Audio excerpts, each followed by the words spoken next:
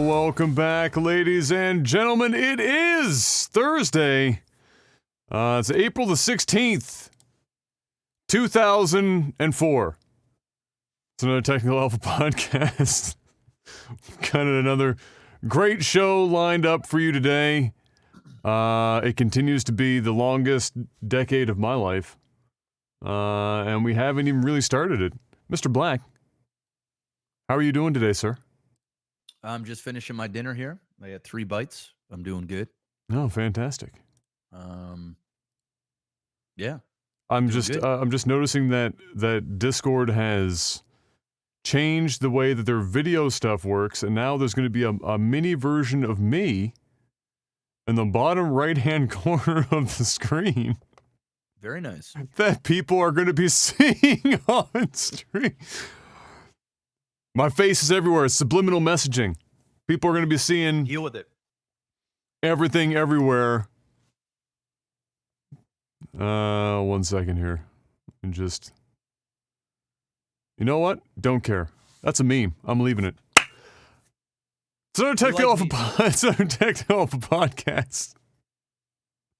I don't even know if I have you turned up enough or you're just talking so far away from your microphone from your food. I'll figure that out after you're done eating. What do you have in front of you today, sir? What have you been delivered? Lasagna. Oh, lasagna! All done. Lasagna. Let me turn up my, oh shit, my shit is really low. There we go. Is that better? Yes, substantially. Yeah. 1 second. That's probably a lot better. Also, people are like, nice long microphone here. You're seeing all of it now instead of just part of it. There we go. Zoomed in a little bit. Boom! Jeff. All right. Feeling the quarantine. I'm feeling it. You feeling it? I'm feeling it right now. That's what's up. I'm not actually feeling it. That's not even a little bit. Dad just went out for groceries again today. This was like the every 2 weeks. It's like it's like sending Dad out to war.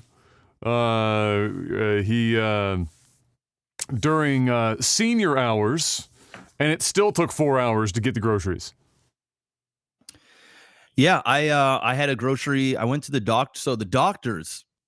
So I had a doctor's appointment, and I'm like, oh man, hopefully there's not a lot of people there. That shit was like Fort Knox, bro. We went there. All of the doors in the buildings were already open, so you nobody's touching anything. Nobody's touching shit, right? And then they had like bulletins up on the doors before you get in the office, so you had to knock on the door. Somebody would come.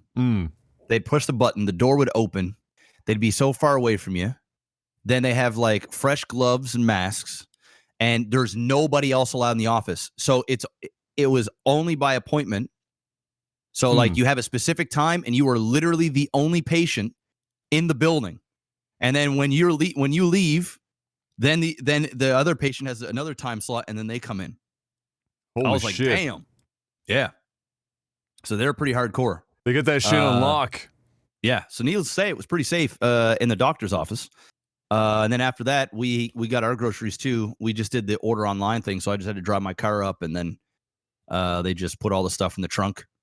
Then we came home, put the groceries on the table, disinfected everything, and that was the thing. Yeah, well, first of all, I'm surprised your doctor was even seeing people. Yeah. Because almost everything now is over the phone. Like, unless you have something real crazy specific. What was it that you went in for? I was just going to get another one of my tags removed. You went in during a pandemic to have a skin tag removed? Well, it was already booked in advance.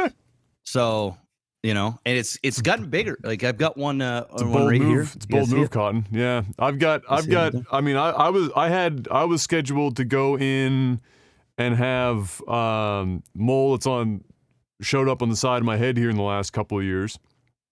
Get that frozen off. take out the old nitrogen and just BAM! Just fuck your shit up.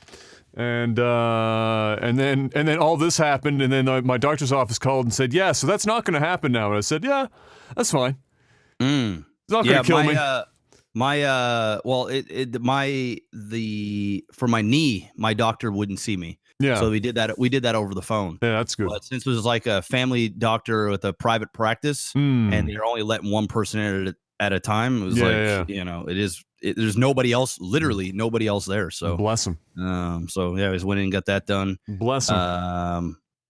And we set up a date for down the road. So it was just basically in and out. I was in and out in 7 minutes. Yeah, you would quick. be. Yeah. And then yeah, I went and got groceries, and then I came home and streamed. And Marvelous. Then streamed, and then did this, and then I'm going to go stream again after this. Where'd you have to stop in for grogs today? Oh, I just went to the stupid store. Ah, very nice. Did you go in, or did you have them just put it in your trunk? No. Did you not listen to what I said earlier? We ordered the stuff. They oh, my bad. I just pulled the car up, and they dropped the stuff in the trunk. I'm gonna be real. I'm half awake today. I'm gonna just keep it 100. That's why I had all that. It's fake energy.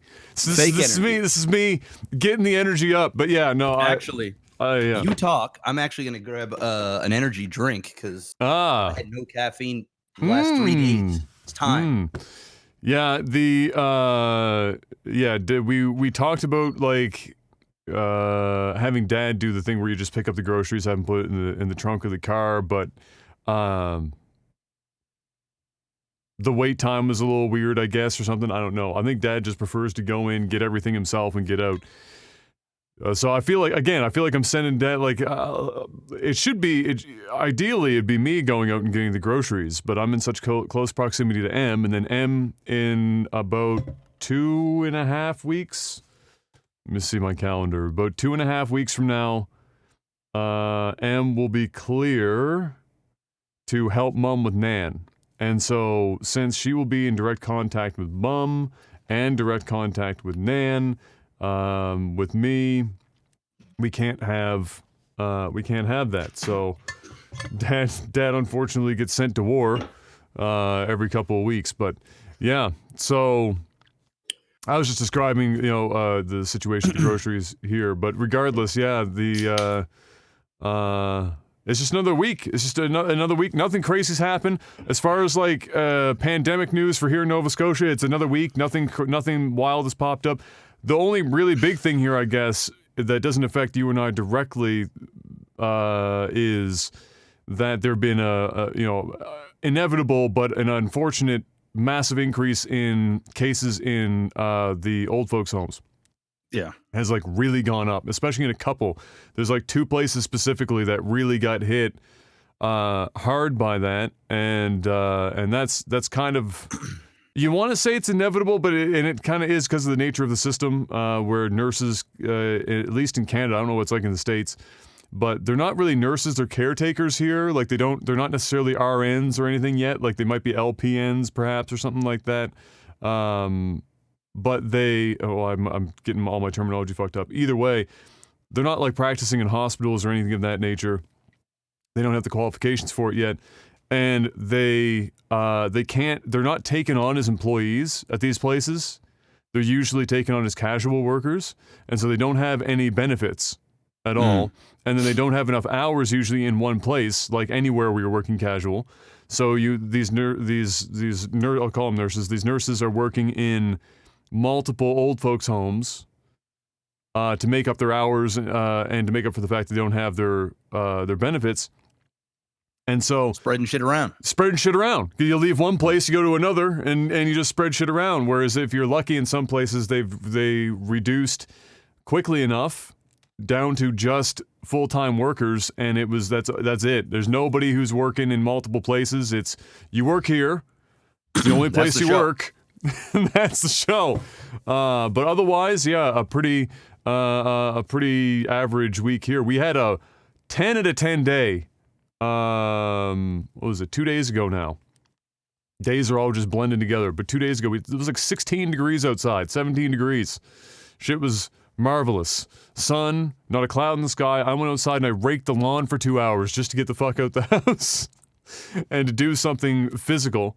And so that was nice. And of course, there were loads of people walking around. I also took the RAV out to just drive for the car. Not for me, but for the car. Because the car's been sitting there for like 2 weeks almost, not doing anything, and that's not good for the car. And sure as shit, the e-brake wasn't even on. I'd take it out of park, and it won't even roll forward because the brakes, the parking brake is just fucking seized on the car, and so you had to like fucking give her a little gas to get her moving. And then when you do your first braking after a while, you've probably experienced this when you take your cars out, you haven't for a while. Your brakes out like have a wobble to them because they've been in park for so long. Yeah, so I took her out for a little rip, a mini rip, and there were so many people out. So many people out that day. It was like fucking. It was the weirdest thing. I was driving down towards. Well, I won't say exactly where, but I was just driving around, and it was fucking almost surreal because like the age range was from like a random 11-year-old by themselves walking on the side of the road all the way up to like a couple of like senior citizens, and it was like it was almost like watching the Exodus with Moses. It was like somebody was at the front, and then there was just like endless streams of people walking on the sides of the roads everywhere because it's all they can do is walk on the sides of the roads, and it was so fucking weird. And then I saw but then you still see like signs, like people think things are just going to be normal. Like there's signs up for at one of the lakes where they're posting when the lifeguards were going to be there. And I was just thinking in the back of my mind, bitch, ain't nobody going swimming anytime soon. Why do you have this fucking sign here? But anyway, it was just really weird to see so many people randomly just fucking walking on the side of the road, and then you remember that the world is kind of fucked right now, and that's all they can do for like activity is just walk on the side of the fucking road, and that's it. Yeah, just get the fuck I out got no fast. problem with anybody getting exercise and getting out and walking as long as they're keeping their distance. I was happy. It wasn't that I thought that they were doing anything wrong. Like they were all way like well apart from each other. It was just weird. It looked like people were like, it was like the zombie apocalypse, and people were like mass exodus of the area. It was like everyone was walking out of town. It was all at the same time. Fuck this. They're trying to do something. They're going crazy. Going stir crazy. Yeah, it was pretty funny. Otherwise, for me, another week, played Final Fantasy VII Remake, started playing that. Looking forward to, that's my first review for the website. Looking forward to getting that up. And other than that, interspersed with Monopoly and Scrabble. It's been my I've been seeing that. You've been playing a whole lot of Monopoly and Scrabble. Dude, Monopoly pulls down the viewers. Dude, Monopoly's just fun, period. It is. Monopoly's a good time. We had a 6-person Monopoly game the other day. Shit was crazy. Dope. It was dope. I'll have to come in one of these nights and jump on a Monopoly game. Absolutely, dude. It's fucking fire. And yeah, it's fun. It's quick. It's easy. That version we found for Tabletop Simulator like works really well. And yeah, it's a good time. And at the end, you get to flip the table. I mean, how much fucking better do you get, you know? Just like at home in real life, when you lose at Monopoly, just flip it. Just fucking flip the table. That's how it goes. But yeah, how was your week for gaming? How's RP's been pretty spicy this week? It's been good. Yeah. It's been good. Other than that, I haven't played Final Fantasy yet. I still haven't even played Resident Evil 3 yet. Apparently, so many you games. cannot play Resident Evil 3 and you'd be okay. Apparently, remake's not been so hot. I heard it was fine. I think what it is, it's inevitably going to be compared to Resident Evil 2, and Resident Evil 2 is just a better game than Resident Evil 3. So, you know, it's kind of a. Well, they also made a lot more changes to 3 than they did 2 when they did the remake. I think so. Yeah, I think so. Yeah. Other than that, yeah, I haven't really been doing a whole. I got another. Fuck, I can't even think straight myself. I got another tenant. Signed the lease. That's good. All done. Floors are getting done right now. So did you have a carrier pigeon drop the keys off? Well, they don't have keys. They don't have keys yet. Basically, Okay. I did like the virtual tour, Right. and then narrowed it down to 2 people once they got applications, and then called all the references and did all that stuff. And then I still wanted to meet them, so we met over at the place. Obviously talked at a distance, and then I had the doors open, and they could just walk through and just kind of like see what they're about to rent, and then they came out. Yeah, and then everything was cool. It's a little weird. It was different, but it actually worked out nicely. It actually saved me a lot of time too, because sometimes you're over there for a few days, and you're there for hours on end trying to Show the get property people lined off up, and then half people don't even show. But this all just kind of worked out. Maybe this is the way of the future. I think so. Just do the virtual shit. Yep, I got another place that's going to be coming up for rent in June, so I'm going to do the same thing. I'm going to do a video, and even if the province and stuff like loosens the grip come the end of May. Oh, still fucking no. I still ain't playing no games. No, so no. I'm still gonna be doing all this shit. So yeah, I think it's gonna be the thing for a while. Oh, 100%. Yeah. And I even at the end of all this, I think like you said, it saved you a whole bunch of time.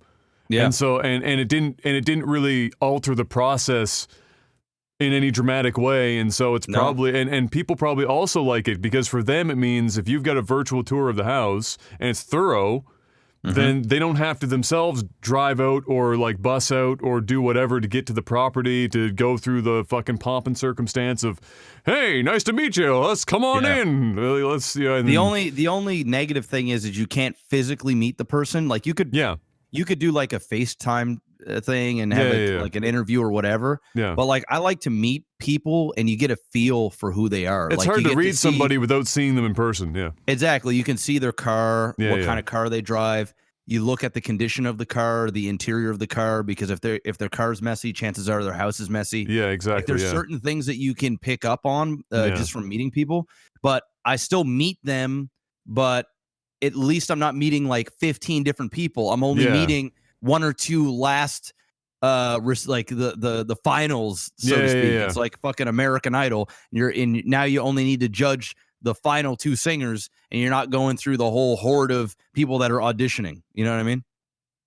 Yeah, well, that's just it. You don't have to. It just makes it easier. It just makes it way easier. And then thankfully, again, you're exposing yourself as little as humanly possible, which is the name of the game right now, is expose as little as humanly possible. Awesome. Well, there you have it. Video game news. It's been a bit of a thin week. We got off the hook in the last couple, but this time we gotta make it work with what we got. It's thin. It's thin. It's a thin week. First up, China bans the sales of Animal Crossing, Jeff. Oh no. They're not happy about Animal Crossing. What? You can't farm bats? You can't, no. You cannot, unfortunately, in China, farm them in Animal Crossing. It's unfortunate. The reasoning behind this is that, as we all know, for a long time now, and it continues to happen despite all of this craziness, is that the whole free Hong Kong stuff is still happening, still very much alive, still going on, and people are finding more and more ways to get that done, especially if they have to stay inside or they're quarantining themselves, etc., etc. And so within Animal Crossing New Horizons, you can come up with your own designs, etc., for you put on the ground or put on walls. You can make your own posters. You can make like floor tiles if you were doing dirt trails and stuff. It's, they can do all sorts of shit with it. People get crazy creative, especially if they're good with pixel art.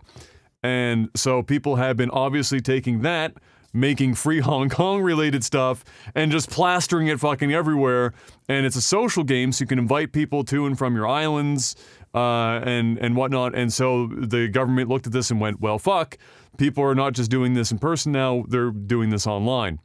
And so they said, all right, well, no more Animal Crossing. So they got rid of Animal Crossing, just like an angry parent said, no, give me that game back. You're not allowed to play that game.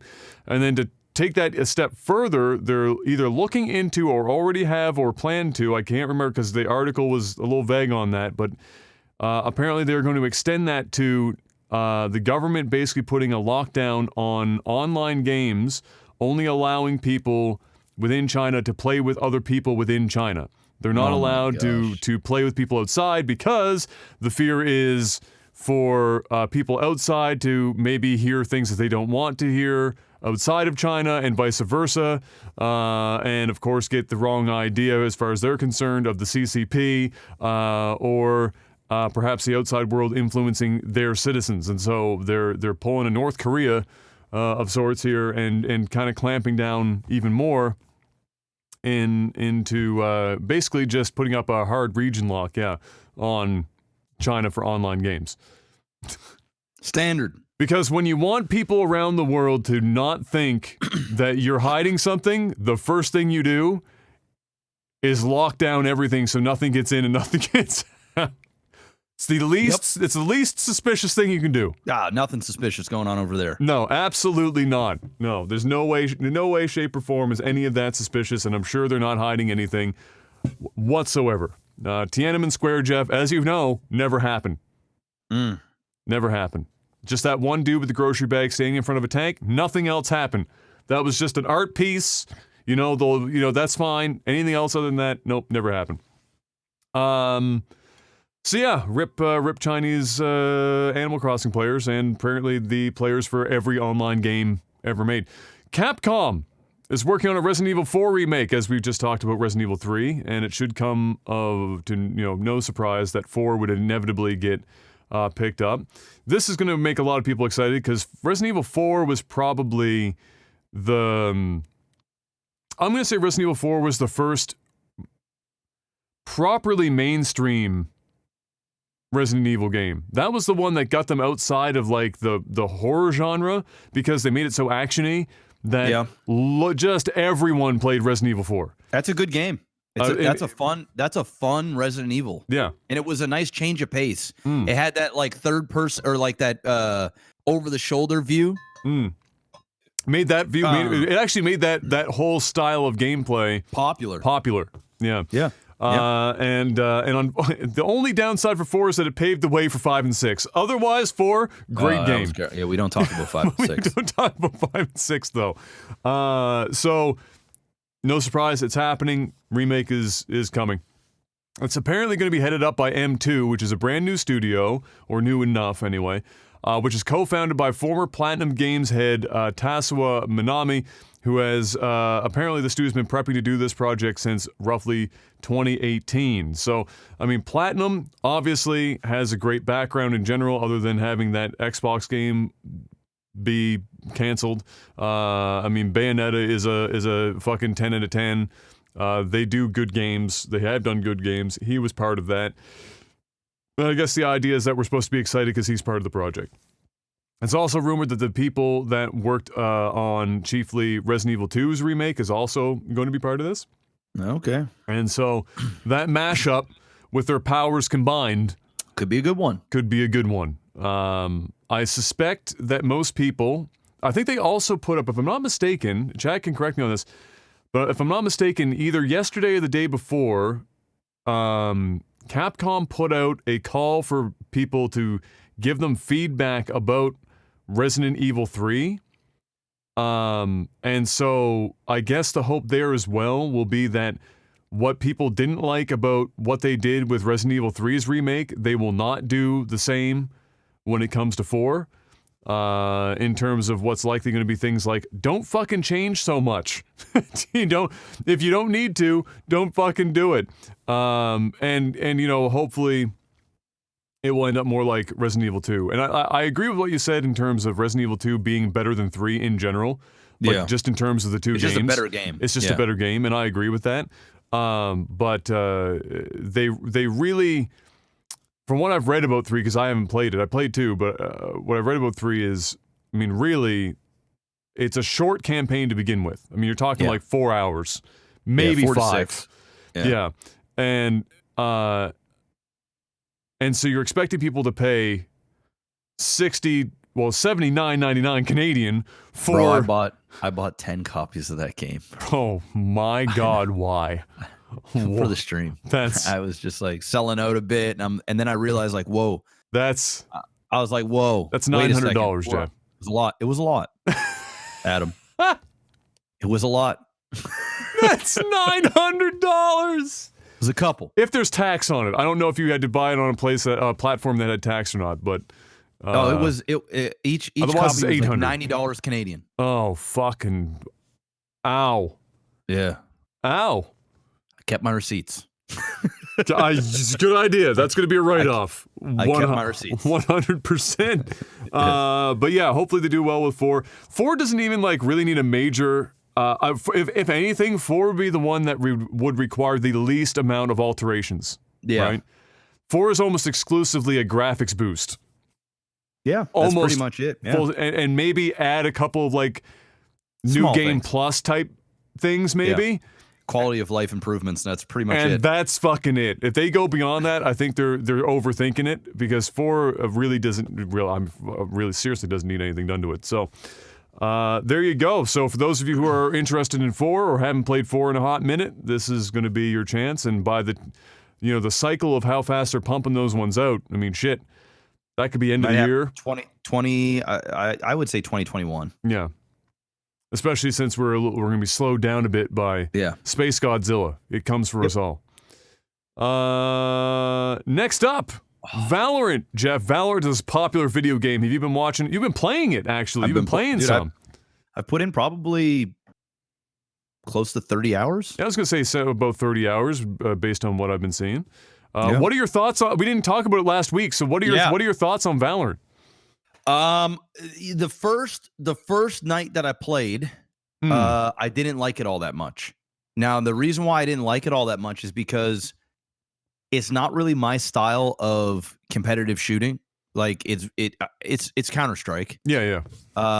And I'm more of a run and gun type guy. Before you go any further than that, I just want, when you say Counter-Strike, because I haven't played it, is it exactly like Counter-Strike where the guns have spray patterns to memorize? Or, yes. Oh, okay. Yeah. All right. Okay. Spray patterns, you name it. Okay. Right? So you hold in the trigger and one will go... Right. It's a lot of tapping. Like even fully automatic guns, unless you're like sitting beside somebody, you're just like... You're going to want to do it in spurts. So, a lot of it is like almost one-shot kills. It's very, very competitive. There's a lot of lingo that goes on. You're talking things like up in heaven and down. There's different. But what's cool is on the map, it'll tell you the nicknames of each place as you're standing in there. Okay. So that way you start learning pretty quickly what is what. Because I was kind of lost, and it was pretty intimidating because when I first got into the beta, it was pretty much this. It was the second time everybody was playing it, and most of the people that were playing it are like Counter-Strike pros or diehards. Yeah. People that have connections and stuff. So you get into a game with randoms, and everybody's taking the game like really serious. They want to win, which is great, but it's intimidating when you're a new player.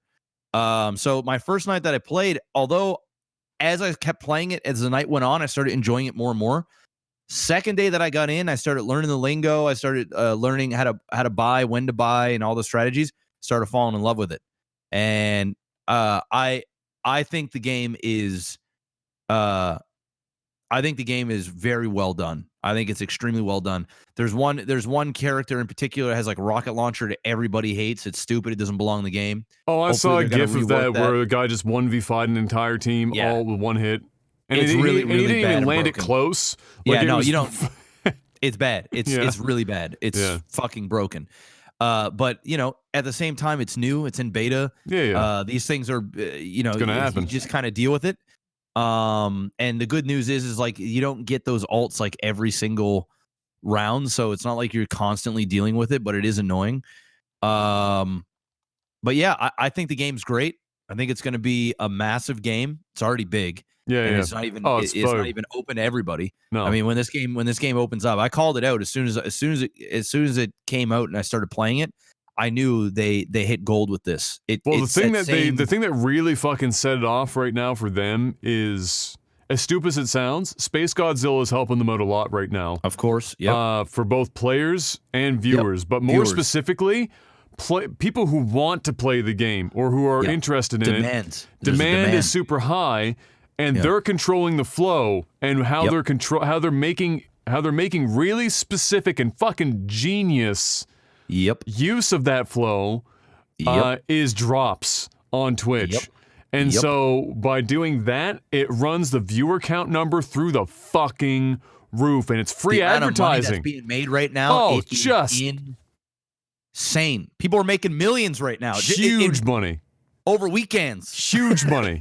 So it's just like, and it's all just because they're stemming the flow and making use of drops to give people access. It's like taking a little hit. Literally like drugs. People running streams, running like 4 or 5 streams at once, 9 days straight, hoping for a drop to hit to give them a key. Dude, I saw a thing on Twitter where somebody was, I don't know who this is, so I'm not calling anybody out in particular, but what I read on Twitter from somebody, I should have looked, and then I just laughed about it. A well-known streamer, or somebody that had a big amount of viewers, kind of cheating the system where they would stream for like 12 hours and they have drops, and then they would run the VOD for 12 hours and it would still give drops and just run ads, just fucking blast ads. Oh, shit. And just making money, because there's so many people there, and that a ton of them are bots. So you go into somebody's chat channel and there's like, bot. Like meme 22875, meme 28, and it goes for days on days. And if you run ads, doesn't matter. You're still getting it. It doesn't matter. You're still gonna get it because it's. And then they're trying to farm these codes, and they're on eBay selling them, selling the beta key entries. And that's a Twitch problem. That's not a streamer problem. If you're gonna have a fucking massive loophole like that, you're gonna take it because you're gonna make a lot of fucking money on that shit. Oh, you're gonna make thousands and thousands. People have got so many views. You just run one set of ads, you make it thousands of dollars. Yeah. Oh, it's nuts. So it's a huge game on Twitch right now. It's popular. It seems to be mostly done well in terms of the balance, despite the early, the early game. Balance is really, really well done, dude. Like it's and the reason why it does well is because sure, the abilities kind of throw things for a loop a bit, but at the same time, they have the abilities done in a way that it doesn't feel too broken, except for that Rise guy or whatever his name is. He's the only one. They've done a great job. I think it looks good. I know some people were like, "Oh man, this looks like it's." I think it's looked like that for a reason, not only so that everybody and their dog can run the damn game, but I think when you have too much graphical stuff in a game like that, it kind of takes away from the game itself. Well, it's made very specifically to be competitive, so it's basically like reducing it down to something like chess. Yeah, the chess doesn't have to be flashy with a bunch of shit. You're playing chess for the strategic element of it and the skill involved at that level. You don't need to have all sorts of flashy fucking... That's why competitive people, when they play these games, like any game, they turn all the graphics to 0. They don't want amazing shadows, dark shadows, or high grass, or fucking... They want to see everything. They want to have it 6 trillion frames per second. That's all they give a fuck about, are those two things. And so with a game like this, it makes sense. People are harping on how ugly it is. Well, first of all, I don't find it that ugly. It's no more ugly than, say, League of Legends. It's an art style. It's not like there's like aliasing issues all over the fucking place or anything. It's a plain game to serve a very specific purpose. And dude, it runs very well. Yeah. It runs very That shit probably run on potatoes right now. Bro, like the servers are nice. I haven't dropped from a single game. I haven't had people like drop out. I haven't had any lag spikes, nothing, dude. The shit runs like butter. Yep. It's really, really well done. And I knew Riot was gonna hit a home run because they have a proven track record. I remember the first day that I played the game, I had a bunch of CS:GO fanboys and stuff. Like obviously, they're upset that now Counter-Strike is has competition. They're like, oh, it's gonna fail, and Counter-Strike's gonna crush it. I'm like, guys, I'm gonna tell you something right now. This game is gonna be absolutely huge. It's gonna be in the top 3 on Twitch for the next 5 years. Shit is gonna be massive. There's gonna be new teams, new organizations getting in on this. Riot already has the infrastructure that they use for LCS. They know how to create hype. They're doing like you said, they're doing a phenomenal job with the drops. This is the best marketing that I've seen since Apex Legends or the whole Fortnite shit when they turned it into Fortnite Chapter 2. The way that they're running this shit is gold. They can take their time with it. People are just frothing at the mouth to get their hands on this shit. Yep. And then when it opens up to everybody, the game's going to explode even more. Oh, yeah. YouTube now, you're seeing a bunch of YouTubers jumping on the fucking time to Valorant start the fucking... Got all the content, the highlights, kills, the highlights, stealing clips off other streamers, and making millions of views, or you're going to have new dedicated channels. Everybody's jumping off the Fortnite train now and jumping on the Valorant train. And you know what? It's a good bet. It's a good bet because, like I said, Riot has got the track record. And if you were ever thinking about quitting Counter-Strike, leaving League of Legends, fucking off from Overwatch, fucking off from StarCraft, fucking off from any of these, PUBG, dude, everyone's hopping on it. Hop on Valorant, because I'm telling you right now, the game ain't going nowhere and it's only going to explode. You think it's big now? It's going to get bigger. It might not get bigger in terms of the amount of concurrent viewers that you see on Twitch, because right now there's a lot of botting and there's a lot of like artificial hype going on. But even when everything fucking calms down, instead of like 1.5 million viewers, there's gonna be 200,000, 300,000, 400,000 viewers, dude. Oh, first tournament they run, first major tournament, oh my God, bro. easy. And they're gonna fucking, and you know what they're gonna do? They're gonna go in fucking hard. You know what they're gonna do? They're gonna basically copy the formula from League. They're gonna have a theme song that's gonna, for some reason, fucking bop harder than half the shit that's coming out on the radio right now. They're gonna have a fucking music video involved with the shit.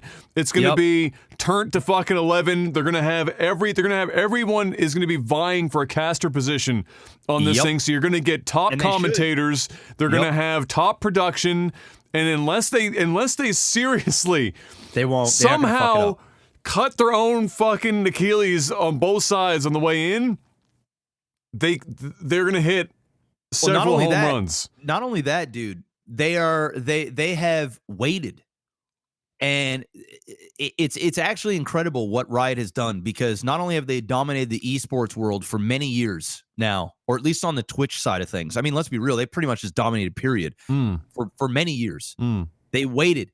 They didn't pull Blizzard and have 15 different games out all at once. They didn't try and take the hype and jump into something else too quick. They waited, they plotted. They said, okay, League is on a downturn right now. It's not what it was. Hey, listen, League is still big. It's making them billions of dollars. Yeah. It's a fucking huge game. But I guarantee you, it was no longer doing this anymore. It just wasn't. It was like teetering. It's just plateaued. It's just sitting there, and occasionally it goes down, and sometimes it goes up, and sometimes it goes down. Exactly. Yeah. But they waited, and now they dropped it. They dropped a new game, and they put it into a category that they didn't come out with a fucking battle royale bullshit. They came out, and they're going up against the juggernaut that has tested the stood the test of time. Stood the test of time. Thank you, sir. And that is Counter-Strike. Yes. The fact that Counter-Strike today is still a massive game with a huge fan base is nutty, considering how many different games and genres and hype they have stood. All of Counter-Strike doesn't have a Riot behind them. No. Valve doesn't sit back there doing crazy Riot shit for esports. They just don't. No. And so the fact that CSGO is as old as it is and is in the environment that it's in is basically makes it, as far as I'm concerned, CSGO might be the greatest esport of all fucking time. Well, not only that, dude, the thing that really put them on the map was their gambling skins, was the skin shit. Oh, that was wild. And that created a culture within itself. Yeah. You know? Because when you were able to gamble on those fucking sites on Twitch, when they allowed that shit on Twitch, that shit was like number one, just people running skins all day. And there's like two types of Counter-Strike. You've got like the gamblers, and then you've got like the actual players, and you've got like two big communities. Yes. And it's kept them relevant. It's I don't know how they did it, but they did it. Look, I love StarCraft. Obviously, I almost tossed 10 years to the shit for a career. CSGO is a bigger esport than StarCraft. Oh, easily. By miles. Magnitudes. At any stage in its life, basically, with a very short window for StarCraft 2, where 2012, 2013. It dominated everything. Just this tiny window, and it's gone. But CSGO weathered all of that, and now it's bigger now than it was before. Yeah. And it didn't have anything really major backing it other than the scene itself. Dude, the crazy thing about it is I think that Valorant might actually make Counter-Strike even bigger. Well, it might because people might be like, I like this, but I don't like the abilities, and then they go to Counter-Strike, and it's basically exactly that. Well, not only that, I think Counter-Strike is going to have to step their game up. I think they're going to have to innovate a little bit. I think that they're going to compete with Valorant in terms of prizing, tournaments, opportunities, all that stuff. Sure, Counter-Strike in the short term now might be taking a hit because so many people are playing Valorant, including Counter-Strike players. But I think in the long run, I don't even think it's going to really affect Counter-Strike all that much. They've already stood the tests of time. Yes.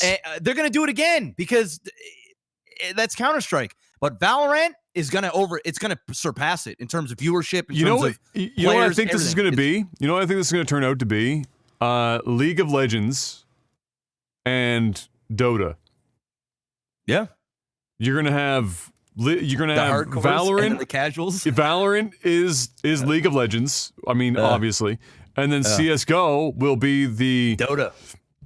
Dota. It'll be the pinky up while you drink, high society, old guard, 500 IQ CS:GO guys versus the Adderall snorting, coked out of their mind 15-year-olds playing Valorant on the other side, and both are going to exist without issue, side by side, and both will still have big numbers, both will still have healthy sports scenes. Yep. It'll just cater to despite the fact that the games are almost identical, they will cater to just a different enough audience that they will both be able to exist by themselves. I thought I was gonna hate the abilities because I'm just over abilities. It's tastefully done in Valorant. It's not over the top. They all kind of work together as a team. It's a very team-oriented game. There hasn't been really a lot of raging. I haven't seen much raging. I only ever told one guy to shut the fuck up once. Considering that that you can just talk to anybody. Yeah, I think they're doing a really good job with this game. I'm excited to see where it goes. And too bad it isn't necessarily for me, although I really enjoy it. I'm getting better at it. I hope it does big. I know it's going to do big things, but it'll I be think fun to watch. And it's great for streamers, man. It's going to create a lot of careers. It's going to revive a lot of careers because there's a ton of Overwatch players or even League players or whatever thing you can think of, StarCraft, whatever, that have been looking for a game that is competitive, that's new, that's fresh, that they can get on at the ground floor, and they know that there's going to be a 3 to 5 year career window possibly opening for them. Yeah. So, once again, Riot is going to be giving people a lot of jobs, a lot of opportunity. It's great for Twitch as a whole. It's just good for the numbers. It's good for everybody's pockets. I think it's a great thing. I know we give Riot a lot of shit because, all the bullshit they do behind the scenes. The games are good. They're a bunch of misogynistic fucks at the top. Yep. And they're assholes, but their company makes good games. That doesn't mean everyone in the company is that. They're just making good games. So Valorant, but here's the downside to Valorant. And this is what the actual post was in here. Is the anti-cheat system that they have deployed for it right now. So there's a couple of things to talk about in regards to this. The first thing is that the anti-cheat is not stopping everyone. They never tend to stop everyone. Hackers are still making their way in, and that's only disconcerting, or more disconcerting, I guess, than usual, because this anti-cheat is actually really fucking invasive. This anti-cheat runs at ring 0 or at kernel level, which from the operating system, as far as that's concerned, is basically from the moment you press your fucking power button, that anti-cheat has access to everything. If you have kernel access, you are basically at the core of the matrix, and you just have your hands on everything at all times. You can uninstall it, and as soon as you run the game, it will reinstall itself automatically and gain kernel access all over again.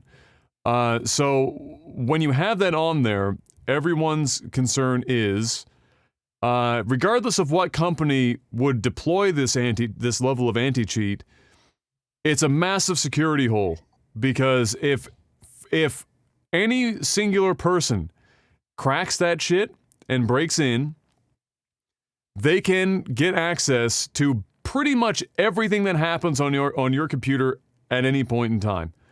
which is, as it sounds, a bit of a problem. The thing that's making people more nervous about that is that ultimately Riot is owned by Tencent. Tencent is one of the largest companies in China who has already been proven to do some less than savory shit with their games in the past, and has been at the forefront a number of times for things like people being concerned about their information. It's a large reason why people don't even want to go near the Epic launcher, for example. Yeah. So that is just something that is currently being discussed. It was just discovered here, I guess, within the last this week. I saw it pop up in my Twitter timeline in a couple of places. It's something that not a lot of people will understand, and even if you told the average player that, the odds of them giving a shit about it or even understanding what you're telling them is slim. And so it is, mildly disconcerting. And for me, not because it's Tencent owned. Look, China's already got all my shit. I don't give a fuck. The problem is that if anyone did this, it should be a red flag. Because regardless of who does this, kernel level anti-cheat, when cracked, is that's insane. There's nothing else to say, but it's insane. And not only that, it's unnecessary. And what's worse is that it's being shown to not be stopping all the hackers anyway. So despite this egregious invasion of your computer that you wouldn't even give an antivirus program half the time, it's not stopping everyone. So hopefully they come up with an anti-cheat that isn't fucking kernel level, so that people can not have a massive security hole in their computer. But to this point, that is something to be aware of. If you are going to download and install Valorant, be aware that the anti-cheat that is installed automatically, whether you remove it or not, it will reinstall itself, is kernel level. And what that means is it basically has its hands in every cookie jar throughout your computer and can take at will, if somebody wanted to, if they get access to it, whatever the fuck they feel like. And so, just be aware of that. It's a thing. They have said that they have had it tested by one or more third-party security firms, and it has been tested to be fine, but that hasn't meant shit over the years for security. The way that computer shit goes is no matter how airtight it is, somebody inevitably finds a way to crack the shit. And if it's a game as popular as Valorant, you better bet your ass that a lot of people currently, probably Russian, are working on ways to crack that fucking software. So, just be mindful of that. If it's something that you don't really give a fuck about, if they find your 2003 tax folder full of 4K porn, that's fine. Don't worry about it. If you're worried about them maybe actually finding a way in and key logging and all of a sudden your passwords are fucked, okay, maybe now you want to be concerned about it. But that's just something to keep in mind for Valorant. Otherwise, have fun. Everyone else seems to be having fun. If you can get a key. Go to eBay and buy them for a few $100. There you go. If you're that desperate. Cut the line. Just get in there. Next up. Oh, this is a goodie. So, NASCAR's Kyle Larson was suspended and eventually fired for dropping the N-word during a virtual race. I can't remember. I think it was iRacer or something. I can't remember which simulation he was taking part in. Was he on Twitch? Yes, there was a clip of this, actually. Yeah, I saw the clip. You saw the clip, I just didn't know if he was streaming it on Twitch. I believe somebody, I don't think he was specifically, but he was part of, I think, somebody who Well, I saw him on webcam. I mean, he was on webcam and stuff, so I think he was streaming. Oh, was it him specifically? Yeah. So it was iRacing. So, yeah, drop that hard R. And for the dumbest reason. So apparently he was trying to figure out if his partner or one or more of his partners could hear him over the mic.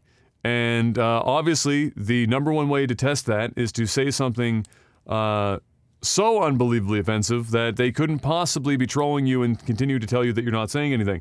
Unfortunately for him, that backfired as everyone was hearing him at the time, and so did all the stream, and subsequently all of his sponsors, all of one of which dropped him immediately, and then subsequently he was then dropped from the NASCAR team that he was part of. He then put up his standard video apology, the looking up at him from his fucking face cam on the cell phone, I'm so sorry. I wasn't raised like this. Mama taught me better. I'm so sorry. I'm so sorry. Oops, I just saw all of my money disappear. There you go. Yeah, I mean, I don't know what the fuck is wrong with people. I really don't. Like this guy is a professional race car driver, probably making millions of dollars a year off sponsorships. He's not making small money anyway. And the funniest part of it is he was part of a campaign where they were talking about not being racist and that NASCAR is for everyone. Dude, it's so, bro, it's gold. You can't make this shit up. It's all about like oh fuck, I forget. I'd have to go and find it. But yeah, he literally was one of the spokesperson for NASCAR about, you know, hey, NASCAR isn't just for white people. We don't discriminate. It's for everyone type thing, right? And what does he do? He goes on, he drops an N-bomb to his friends, and he does it diversity in NASCAR. Yeah. And then what does he do? He drops an N-bomb to his friends, and he does it in a way. It's coming from a black guy, by the way. So I already know. Listen, I know somebody. I'm not calling him a racist because it's just too easy to call somebody a racist when they drop an N-bomb. A lot of the time is they aren't racist. It's not I'm saying the dude hates black people or anything like that, but you can tell that this guy, this is the type of language, the type of friends that he has is that he uses on the regular. Yeah. Like when he's with his boys, hanging out, having some fucking Bud Light that he's probably sponsored by or was, and he's sitting around and he's like, hey, yo, N-bomb, grab me another beer. Right? Yeah. That's the type of you can tell because he said it in such a way that it was just so natural. It's like it just flows off the tongue. There was no stutter. There was no stutter. It was just like buddy talk, you know, shooting the shit. It's like if I said, hey, Adam, hey, fuck boy. You know what I mean? It's like if I say that, it's like him saying the N-bomb. By no means am I saying he hates black people, and that'd be a bit extreme. I mean, I don't know. Yeah. But you can tell that this is the type of language that he uses. Yeah. And it's probably the type of people he hangs out with. I don't. It's just funny coming from the guy that made the commercial about diversity in NASCAR, and it's like, dude, what are you doing, man? Like, you're in front of all of these people, like. That's not making it any easier for NASCAR to convince the world that it isn't just for a bunch of not only white people, but like the southern, the stereotypical southern, like the Bible Belt type shit, where it's just like the home of racism. It's the thing. NASCAR with a hard R, boys. That's with a hard R. That's the thing that people have been saying for years. Oh, because there's that stigma, that stereotype. Yeah, that's true. Like it is. It's just the way it is. And what does this guy do? One of the faces of NASCAR about diversity goes on and drops a hard R, not even a soft one. No. It's almost like he added an extra hard on the R. Like it's like, you know, he really went at it. He dug in on it. He dug in on it. It's like, dude, man, like, come on. And then you know you get the whole like, I'm sorry. This is I know I never say this. It's like, dude, if you want people to believe you, then just go on and say, hey, you know what? It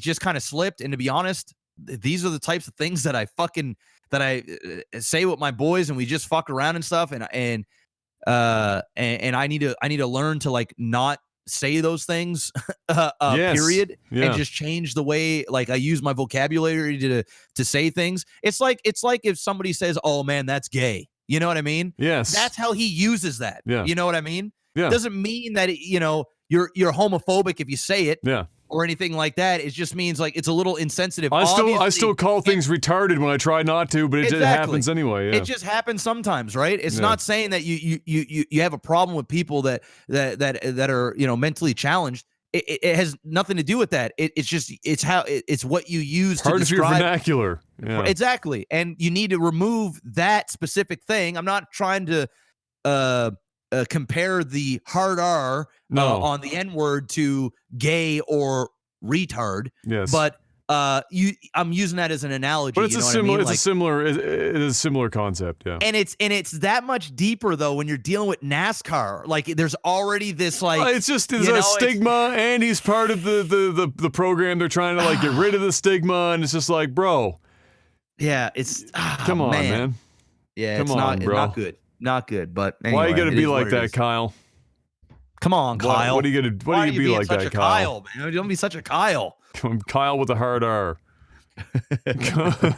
Kyle with a hard K. Kyle with a hard K. What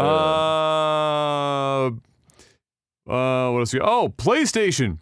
PlayStation is starting up Play at Home initiative to help people stay entertained at home during the whole Space Godzilla pandemic. Until May 5th, players can download Naughty Dog's Uncharted, the Nathan Drake collection, which is the 3 games in one collection, as well as Journey, which is that indie game that I love so much, for free. Completely free. So you can download that. To my knowledge, it's yours to keep. You download that bad boy, yours to keep. So until then, you can download that. So if you haven't played them and you want to, 4 games. Sorry, 4 games, not 3. 4 games. So that's 5 total games until May the 5th. All good games. Damn, can you even play all 4 before May 5th? That's a lot of gaming. I don't know if they I don't think they're taking it off your account, but they're just making it available for free until May the 5th. Okay. Yeah. Damn. Yeah. Go download them.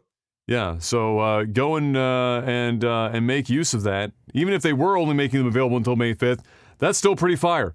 So, if you have the ability to do it, whether you keep it or not, that's a good place to start. That's a lot of good, solid entertainment. Almost all of them are like 9s and 10s. So I mean, you're getting some basically almost 4 Game of the Year contenders plus Journey, which honestly for me, if it wasn't an indie game, I considered it Game of the Year in the year that it came out. Good stuff. Also, on top of that, they have an additional $10 million that they're putting into a fund to support indie game developers who are obviously taking a particularly hard hit during this time.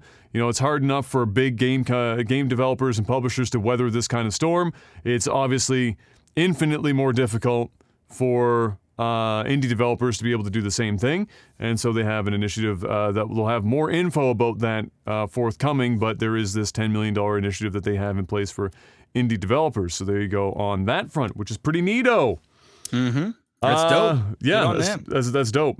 Dude, this is another thing where companies are adapting to this crisis. Yeah. And in a good way. They're not only getting people to stay in their houses, but they're amping up the Uncharted. Mm-hmm. And it was being filmed. It actually they did 1 day of shooting. Oh no! And then it got closed. And they got closed down. But this is a good marketing play too, because a lot more people are going to play this. They're going to get more familiar with it. Some people are going to replay them. It's true. And then this movie's going to drop, and it's going to help the box office. I think this is a dope play. Yeah, fire on multiple fronts. It's a win-win-win for everyone involved. Yep. Hey Jeff. Yes, Adam. Just like a good stew, the plot thickens in the Cooking Mama scandal.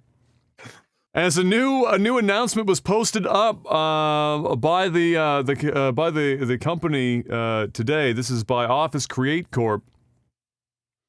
So I'm just going to read this off, and the plot thickens. The shit just gets fucking crazier.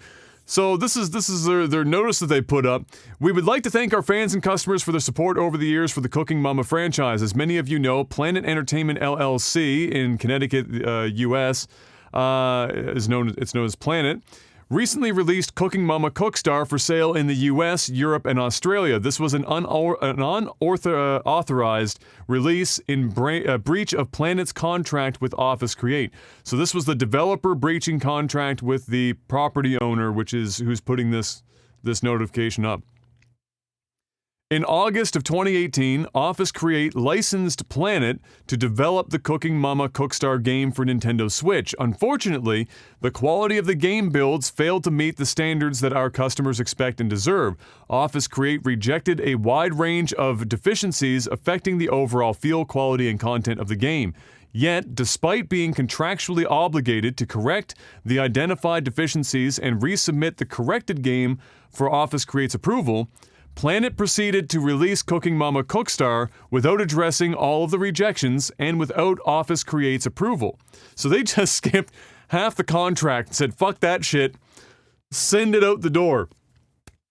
We have also learned that Planet and or its European distributor has been promoting an upcoming European release of this is where it gets really fucking wild, of a PS4 version of Cooking Mama Cookstar.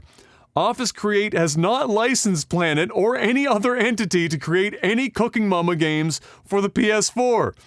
Office Create itself has not been involved in the development of any PS4 Cooking Mama game.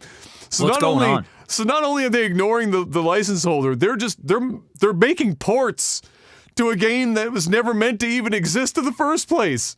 These guys, what the fuck is going on with Cooking Mama with this? is the spiciest fucking news every week. Let's say they added a little bit too much spice in the pot. A little too much spice. A little bit too much spice. Office Create is evaluating all legal action against Planet to protect our customers' intellectual property rights and the Cooking Mama series. In the meantime, we thank our customers and loyal Cooking Mama fans for their continued support and sincerely regret any confusion and disappointment that has been caused by Planet's conduct. And that's the end of it. Somebody's getting sued. Hard. Into the ground. They're done. They ain't coming back from this. As the great Joe Exotic once said, I am not gonna financially recover from this. And the follow-up, I am broke as fuck. Yep. It's gonna be everyone involved. Fuck Carol Baskin, that bitch. Holy shit, man. Cooking Mama just keeps on cooking. Keeps cooking.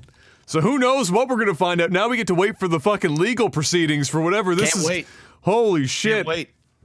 Cooking fucking Mama. Can you imagine if the legal proceedings does actually dig up that it had code in it to do fucking crypto mining? It's going to be perfect. That would the whole be thing's gonna be great. We can cover this whole Cooking Mama fiasco. The Cooking Mama thing is going to turn into the fucking the Tiger King. It's going to be a documentary series on version. Netflix. Yes. We're going to find out that fucking Joe Exotic has been running Cooking Mama from his jail cell. Yes. It's fucking incredible. Okay, what do we got next? Oh, PlayStation 5. So an insider, somebody apparently within the company, has leaked it out to a few folks that apparently or allegedly, the release of the PS5 at the end of the year is going to be limited in availability, not necessarily because of Space Godzilla, although it does have something to do with that in general, but actually due to the cost of the console at release. They're afraid that it's going to be so expensive that the demand is not going to be very high, and so they're not going to run supply through the roof. What? The PlayStation is well priced, right? Well, we don't know yet. We don't know the price of it yet. Oh, okay. No. So we have guessed that it would be between $4.99 and $5.49 US, which is apparently also what in this article that I read is what the experts are also suggesting is likely to be the cost, somewhere between $4.99 and $5.49. I still think it's a good chance that this thing hits $5.99. Just based on I think it would have been $4.99 to $5.49 before Space Godzilla. Now I'm thinking it's $5.99 because of Space Godzilla, and because, like we said before, $5.49 sounds worse than $5.99. Yeah, to consumers' ear. Yeah. Okay, so that's the current inside scoop. And they're afraid that, like they said the demand would be changed with the price increase, and so availability is likely to be lower. Which, of course, the scalpers are going to be fucking salivating. They're going to be buying like 10 of these bad boys up. Right to eBay. Double the price. $1,400 PS5. And people will buy them. Yes, they will. They will buy them. I'm telling you. What do you think the first eBay listing for a PS5 is going to be, Jeff? $1,000. I think it's $1,200. Yeah, it could very well could be $1,200 PS5 up on eBay. Yeah, dude. Nintendo Switches are going for double their value right now. Yes, double. They're sold out everywhere. Yeah. Stores are closed, so you can't buy them anywhere. So people are just selling the ones they have locally. Like, I've never seen so many Switches for sale on fucking Craigslist and Kijiji in my life. And they're selling. I could go and take my Switch. Kayla was playing the Switch in bed last night. I could take my Switch right now, put that shit up, and that shit would be sold in 24 hours. I'd probably get $600-700 for it. Yes. Easy. It's That's crazy, fucked up. dude. It's crazy. And so Imagine what's going to happen with these consoles. Well, yeah, this is a launch console. It's going to go worse.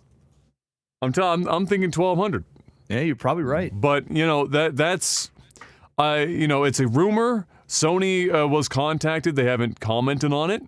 But I mean, this sounds pretty that sounds legit. Sounds legitimate enough for me. I think it's just going to be the case regardless if anyone said it or not. That sounds about right to me.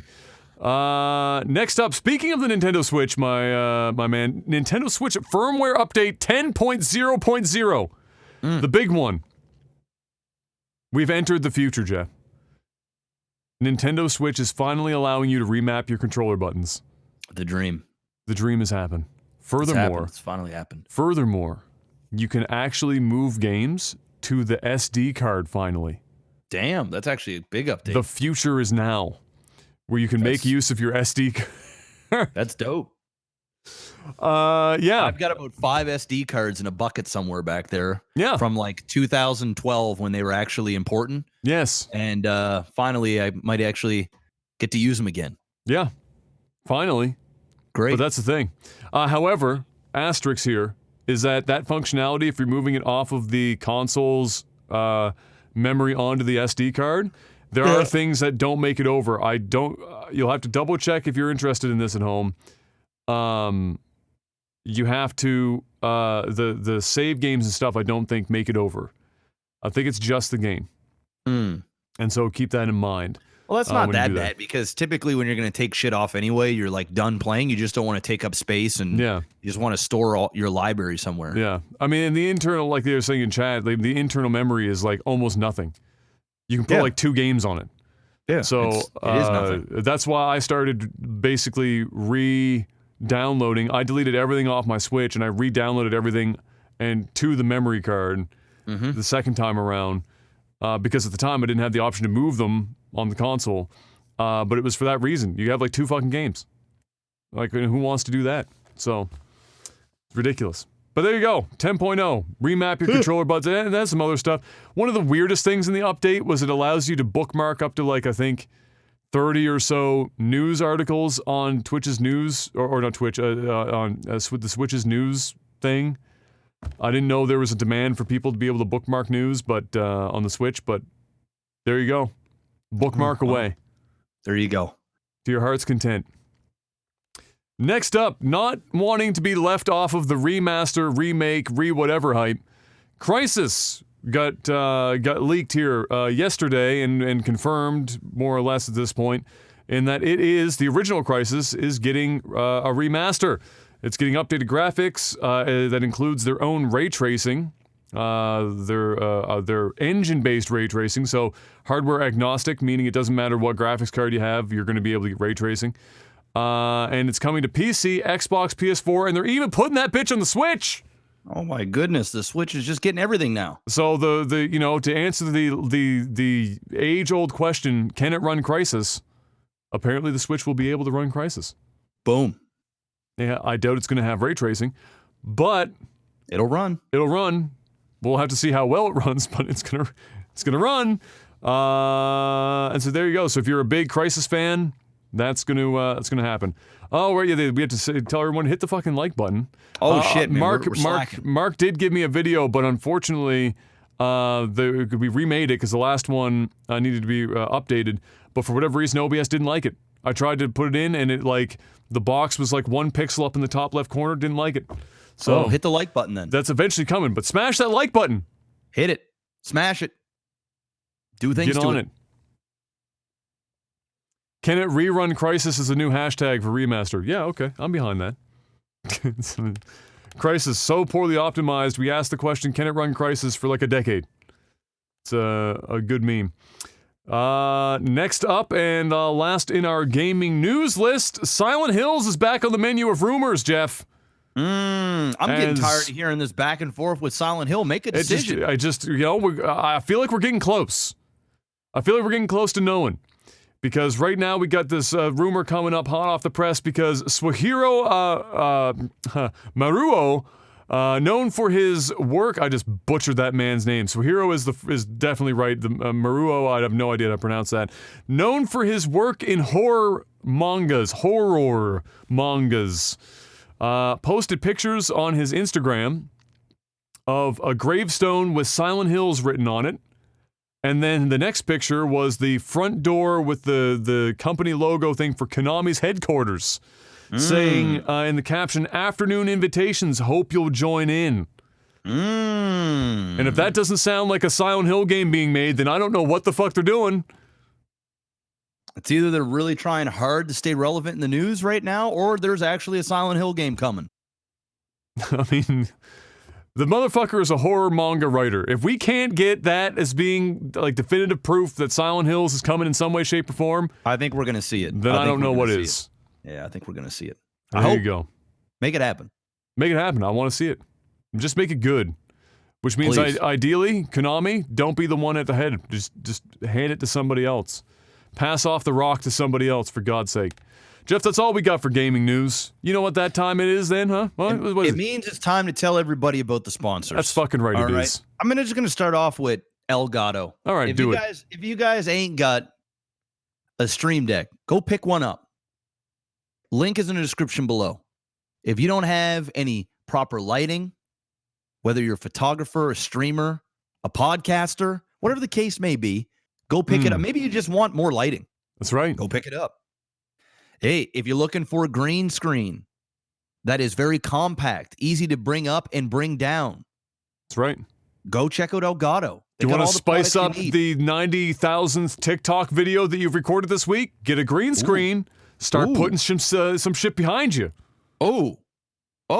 That's right. Trying to get that that doc type production. That's right. To take over production TikTok, value. Everybody's doing TikTok these days, so go and check them out.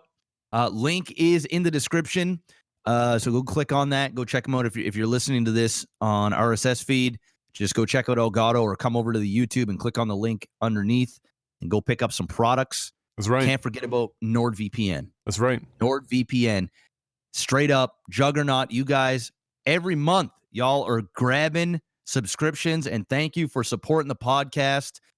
Supporting the streams. It's muchly appreciated. You can type in exclamation, actually not here, but if you go into the description of the video, there is a link, or you can just go to www.nordvpn.com/OTT. Use the promo code OTT. You know why? Because it gets you 70% off your 3-year subscription. That means you can use up to 6 simultaneous devices. Yes. You know there's at least 6 in your house right now. Oh, 100%. You can have web browser going. There's an extension.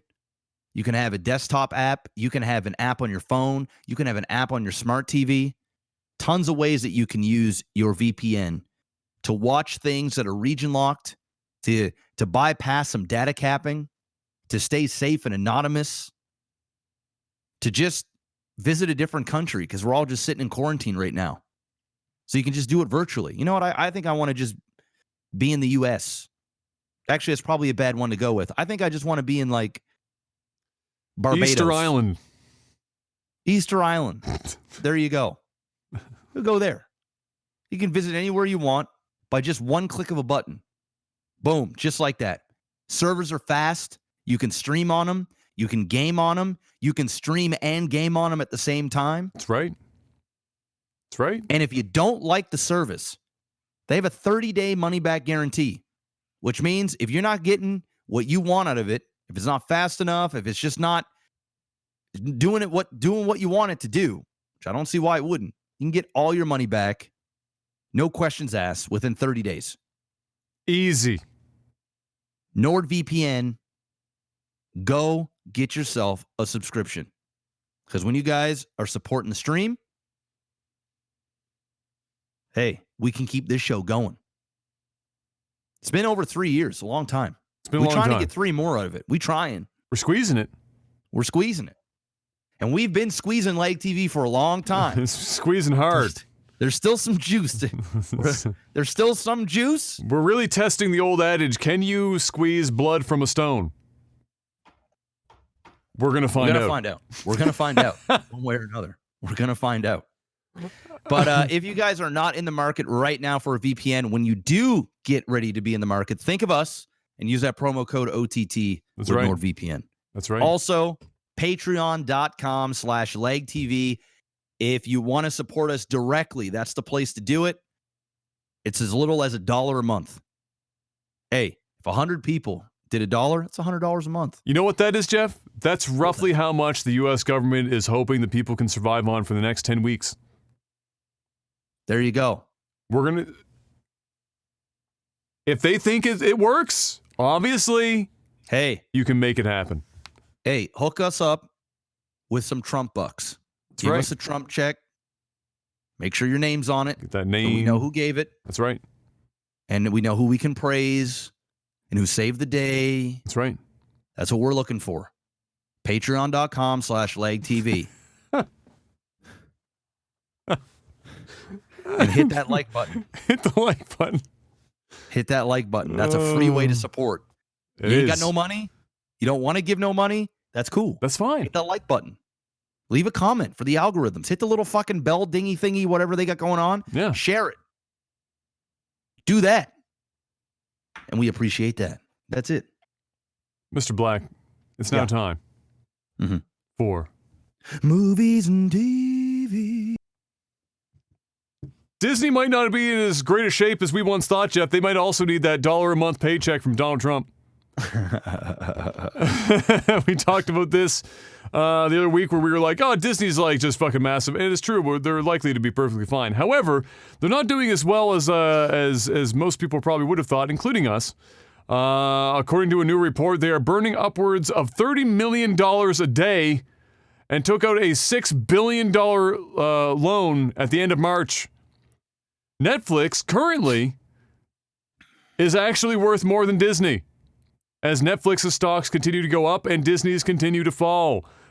Disney's last dropout, I think, was somewhere in the neighborhood of between 2 and 3% at the end of the day. So right now, Netflix, technically, bigger market cap than Disney. Not worth more, though.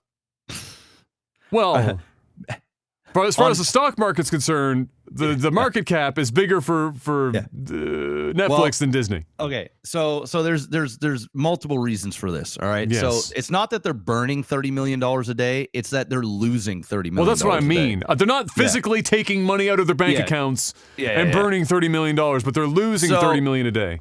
So I've looked into this, and Disney is not in trouble. Like, I mean, it's not good. Yes, but it's not like they're going to go bankrupt and fold or some shit. No.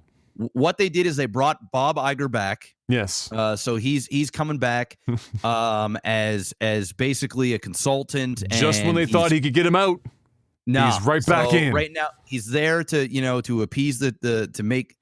When Bob Iger's there, everybody feels comfortable. They know they're in good hands. Things are going to work themselves out. Fuck that other Bob. We want Bob Iger. We want Bob Iger. Yeah. So a couple of big things have happened over the last little bit when it comes to the movie business, Disney, everything. So Space Godzilla. The main reason why they are losing upwards of $30 million a day is because the movies are not actually the biggest earner for Disney. Merch. It is the Disney parks and cruise ships. Those are the biggest Disney earners. The cruise ships, really? In the company. Yes. Wow. Huge money. And they're actually building, as we speak right now, they were building a couple more Disney cruise ships somewhere, which has obviously halted production on those. Cruise ships are bringing in massive, massive money for Disney. And, well, Neither of those things are going right now. But Trolls have just come out. Trolls 2 or whatever. Trolls 2, which I didn't know Trolls 1 was good enough for a sequel. Yeah, so Trolls 1 made, I hate making up numbers, but I think it made around $40 million opening weekend. Okay. Trolls 2, straight to digital. So because of the whole Corona thing, they still released it. This movie made $90 million. So how do they calculate that? So this is from rentals. So they have it had it for digital rent. Okay. This movie made a fuck ton of cash. So now Disney has got to think, okay, is this going to change the game completely when it comes to straight to digital? Because obviously this is what we talked about last week. We talked about this being a thing. Well, right now they made that much because it's Corona, everybody's home, right? So obviously that number is, but this can be the time where they're training people to now want to watch. You spend $20 on a rental, your whole family can watch it, or maybe they can buy it on digital for $29.99 or something. This movie made a fuck ton of money, which has Disney thinking, well, why don't we do more of this shit? So Bob Iger and this is all speculative. This is for things that I've been hearing through my not through my sources, but from people that I watch. I know a guy who's got a guy. I have my sources. But essentially, they might be changing the whole landscape, and we think, or these people think, and I believe that Bob Iger is going to come in and change fundamentally how Disney is being ran. I actually think Bob Iger has said that because, believe it or not, Disney is a in-person business. They make the vast majority of their money from physical people buying merch, going to theme parks, going to cruise ships, and being in person. That's their highest margin. When the pandemic is happening, nobody is out there. Hence why they're losing $30 million upwards a day. So they are in works now to fundamentally change how dependent they are on physical business. And seeing as though this movie made the type of money that it did, I think we're going to see the way Disney releases things. And this movie's going to end up going on Disney Plus eventually as well. So they could start releasing these movies on digital or even both. They could go, okay, we're going to release it in theater and we're going to release it on digital at the same time for this period. And then eventually it'll go on Disney Plus. Or maybe if you want to buy the movie and you're a Disney Plus membership owner, or you want to rent it, if you're a Disney Plus membership owner, maybe you get a discount on that rental. Maybe you get a discount on buying it. Or maybe if you rent it, if you then purchase it, you get a discount. So there's a lot of things that they could do. This is literally all we talked about last week, was like all the various ways the model could change because of the of this situation, right? And it's crazy. And yeah, like it's everyone's at home, and so 90 million for Trolls 2 sounds inflated, but is it really over 2 times?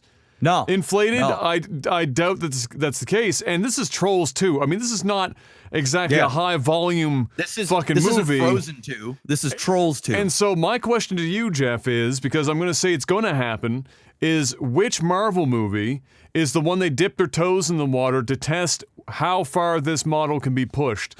Is it Ant-Man? Is it I'm thinking it's either Ant-Man or it will be fucking Black Widow. What do you think? I don't think it's going to be Black Widow because they changed the date for it. Oh, did they? And I think, so I think Black Widow is too much of a theatrical release. I think they got a lot on it. It could change. Like if this pandemic keeps going for months on end, because they're thinking that potentially the theaters could open up in July. That's going to be a no. Even if, it's probably not going to, but even if they did, people are still not going to go to the theater the way that they were before this pandemic right away. There's going to be tons of guys like you and I that are going to be like, I ain't going to no fucking theater. for quite some time, period. Yeah. And there's going to be a lot of people that are going to think the same way. So the theaters, even when they reopen, they're still going to be hurting for business one way or another. I think your Ant-Man 3 thing, which might not even happen now. Do we not remember that what's-her-face and she's gone about the pandemic, and she's gone. So and movies are so backed up now that movies are going to be like a year delayed. So I still think they're going to. There still has to be one that they dip their toes in, because if Trolls 2 does 90 mil, you have to think that Bob's sitting there going, "Okay, fucking hold on now." If Trolls 2 does 90 million, if I release Ant-Man 3 on there, you have to assume it's doing north of $100 million. So, would Ant-Man 3 do north of $100 million at the box office? Probably not. I don't think so. I really don't. Black Widow, though, I think will. But you might be onto something, Adam. Yeah. I think if there's still a problem going on, they could do both the theater and the digital at the same time for Black Widow. I think it's going to happen regardless. Is my call. I think regardless. I think because it's just serendipitous, because this has happened and it forced them to do this release, and it was an innocuous movie, Trolls 2. Like, nobody at Disney was going, well, fuck, we have to go straight to digital for Trolls. Nobody gave a fuck. And they see $90 million for Trolls 2. I think insane, that by itself changes how they do releases, regardless of when and how this whole thing ends as far as people getting back out to theaters. I think they're going to permanently move into a situation where they will be doing straight to digital releases or co-releases both in the theater and at home. And that's just going to be, I think that's just going to be it. I don't know how you could go from seeing 90 million for Trolls 2 and not want that to be something that you take into consideration for the future, and at least dip your toes in the water. And you have to do it with the big properties, which is either going to be a Star Wars property or a Marvel property. And so I suspect that would be more likely to be a Marvel property, because they've got more of them that they're more like throwaways. You know, you don't want to call Ant-Man 3 throwaway, but in the grand scheme of Marvel movies, it is a throwaway. Yeah. And then see what happens. And if Ant-Man does opening weekend of straight to digital, $125 million fucking dollars. Yeah. Okay. Bro, the fact that they have made damn near $90 million on Trolls 2. On Trolls 2. What? On the opening weekend. Yes. Fuck.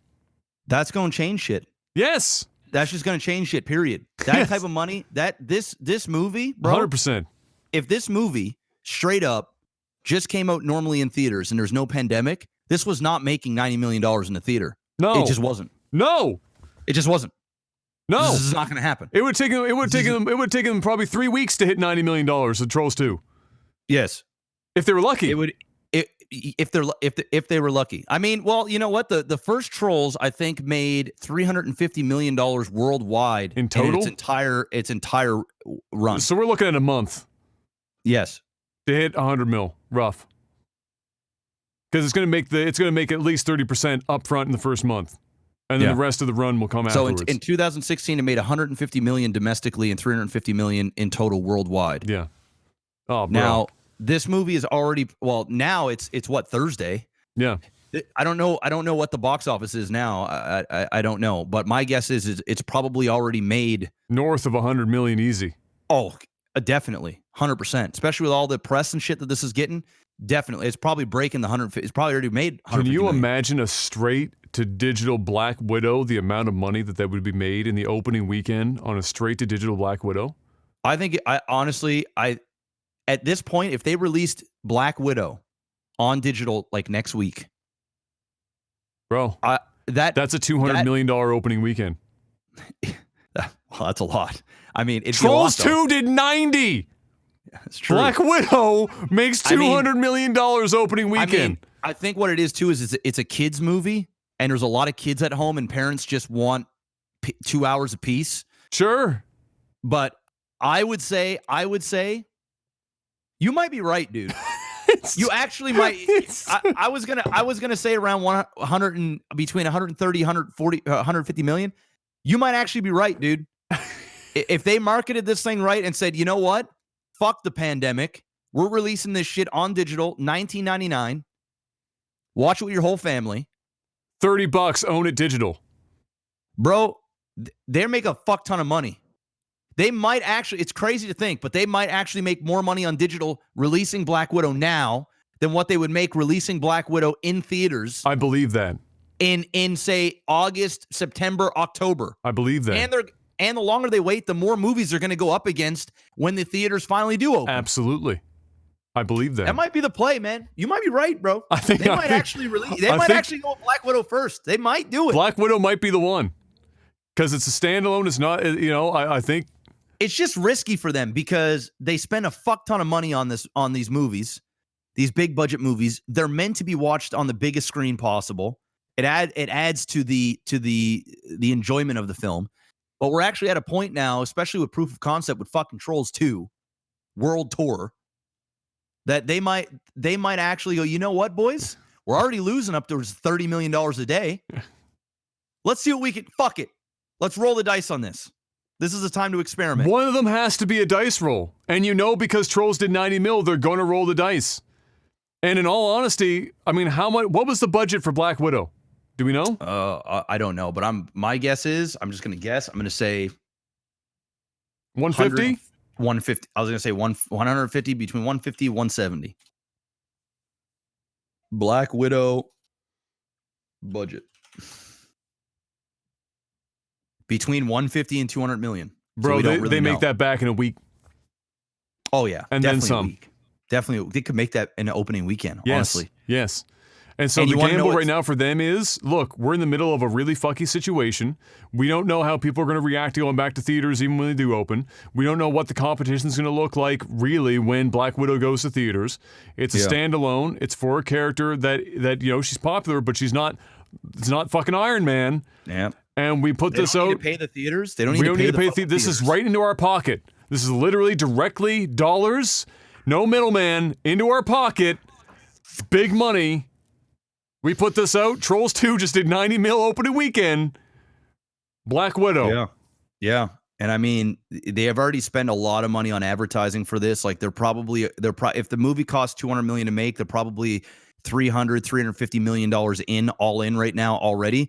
If they just need to release this shit, bro, they'd have all their money back within 2 to 3 weeks. And that's on rentals. Then it's going to go to Disney Plus, and they're going to get more memberships, or they could sell the movie. And again, like we talked about last week, a lot of some of the fear around releasing stuff direct to video is the assumption that the people that stay at home were going to go to see the movie in the theater in the first place, which might be true sometimes. There is a Venn diagram overlap there, but there's a big section of people who never planned on going to see that shit in theater anyway, that you would make more money than just their monthly pay into Disney Plus, renting it for $20 to watch that shit at home. Yeah. Yep. It's, a movie like Endgame, Infinity War, Avatar. You need to see that in a theater. You need to see that in theater. Unless you have a fucking fire-ass home theater. Yeah. But I mean, they would not release those purely on digital. No. There's just some movies that you see in theater. You got to have the blockbuster experience, right? Yeah. But I think Black Widow kind of teeters that line. It's like that thing where it's like, you know what? I wouldn't mind seeing it in theater, but if I don't, I'm actually okay with that too. We'll see what happens. But Disney will be fine. Bob Iger's back. It does suck. A lot of people are losing a lot of money right now. But you know what? It actually could be good for the consumer because at the end of the day, we're going to have more options. It's true. More options are better. Yep. The WWE somehow spent enough money to convince somebody that they were an essential service, and so they are going to be able to open up live shows again in the not-too-distant future. Why they would do it, I don't know, but here we are. The crazier thing is, 2 days after they have that happen, they lay off a huge number of their roster. I think it was close to 30. I thought they lost. Oh, it might have been 30, actually. It's whatever the number is. It's a lot of people. Yeah. And they laid off. And then also there was producers that got cut. Like it wasn't just the talent. It was all over the place for directors and all this other shit. Madness. This is 2 days after they get called an essential fucking service. But the craziest thing about that is that the cuts that they did only saved them, I think it was $3 or $4 million, somewhere in that neighborhood, which was roughly what they paid Goldberg to come back and do 2 contractual matches. So they shout outs to Goldberg. Get that money. Got the money. And Goldberg's matches don't last long. But no, they do not, especially now that he's old. Yep. So can you imagine what it must feel like to some of the people that were let go are not like bottom tier talent. What it feels like to see the company spend that much money on Goldberg and then cut that many people and producers and other people working on the sets and whatnot to save $4 million fucking dollars to only turn around and then be an essential service and go, all right, we're going back live. Like, that's fucking nuts. So you know what happens here is that at least a few of the people that got cut, AEW is going to come in, scoop them up, which is probably better for them in the first place anyway. Because honestly, a lot of them, they're going to be respected more. They weren't getting their time on camera very much at WWE. So this is another pickup opportunity for AEW, who is still doing well right now. They have 2 or 3 years they got signed on for TV, so they're fine. They have the money already, so they're making it happen. They've been doing not live events. They've been doing pre-recorded stuff to this point, and to my knowledge, will continue to do so. As best they can. Obviously, if there was one company that I would believe that would be taking the best care of their wrestlers and make sure everyone's healthy, AEW would be the one. I wouldn't put that in the hands of Vince McMahon, especially Vince McMahon that's hemorrhaging money during a crisis like this. So that was kind of wild to see. So there you go. That was just that was nuts. I believe also old Donnie Boy put Vince McMahon on the advisory council for how to get the economy back up and running in America. And so good luck, old Vince McMahon is now on that advisory board, apparently. Next up, James Gunn showed off on Twitter a list of movie sequels he thinks are better than the first movies of that series or individual series. And so I thought I'd bring this up and we'd see if we play a game of Do We Agree With Them? So I'll read these off and you let me know if you agree or disagree with old James Gunn. You ready? First up. I'm ready. Toy Story 2. Mm-hmm. Do you agree with that being better than the first? I agree. I disagree. Personally. Okay. All right. Godfather 2. I agree. I think that's just objective. I mean, I don't even know if you're allowed to disagree with that one. Godfather 2 is definitely better than 1. Spider-Man 2. I agree. Definitely agree with that as well. Bad Lieutenant, Port of Call, New Orleans. Haven't seen it. Haven't seen it. Evil Dead 2. I'm going to disagree. I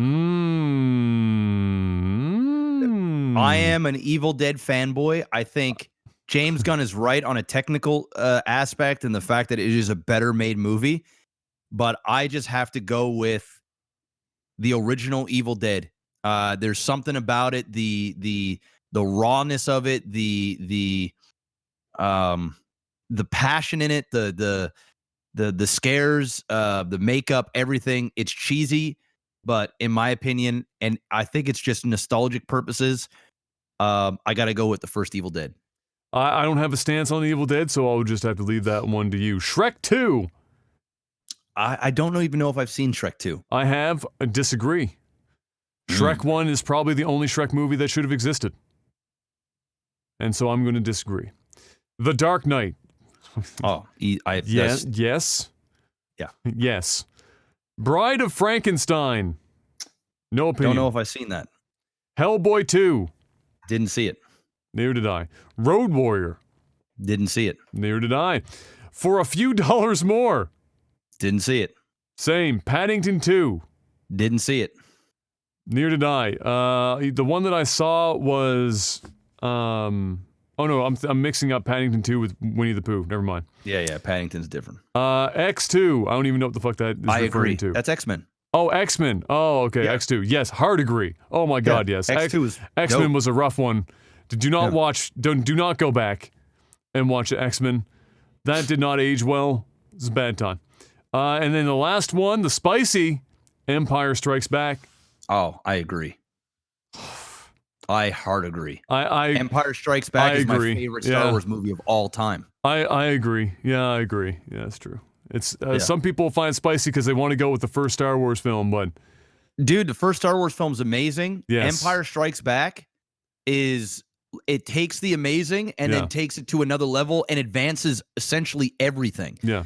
Well, it had the money the first movie didn't, and that was what really made it, But even the writing was better in the second movie. Click on it again. He has another list. He keeps going. Oh shit, this keeps going? I didn't know. He keeps going. Oh fuck. Wrath of Khan. Yeah, obviously that's Star Trek. Yes. Yes. Actually, Em and I just last night watched the Into Darkness, which was the second of the new Star Trek movies, because she hadn't seen them. Dude, the new Star Trek movies are so fucking fire. They're so good. Yeah. And that's the one that they recreate the Khan scene, the screaming Khan scene, and just fire. But yes, Wrath of Khan, unequivocally. Superman 2. That's a yes. Dude, I haven't seen the old Superman movie. Oh, really? In so like it's been so long. I was a kid. Yeah, so I can't really recall which is better than which. So Superman 2 is kind of similar to the Star Wars thing where they got money for 2. And so Superman 2, yeah. And yeah, Into Darkness was fire. Watching. I mean, shoutouts to Benedict Cumberbatch for putting on a fucking crazy ass. No, I don't know if anyone actually talks about his performance as Khan in that movie, but he delivers lines like Shakespearean style in that movie, and it is. He's good. Fuck, he is a good actor, Jeb. My God, great actor.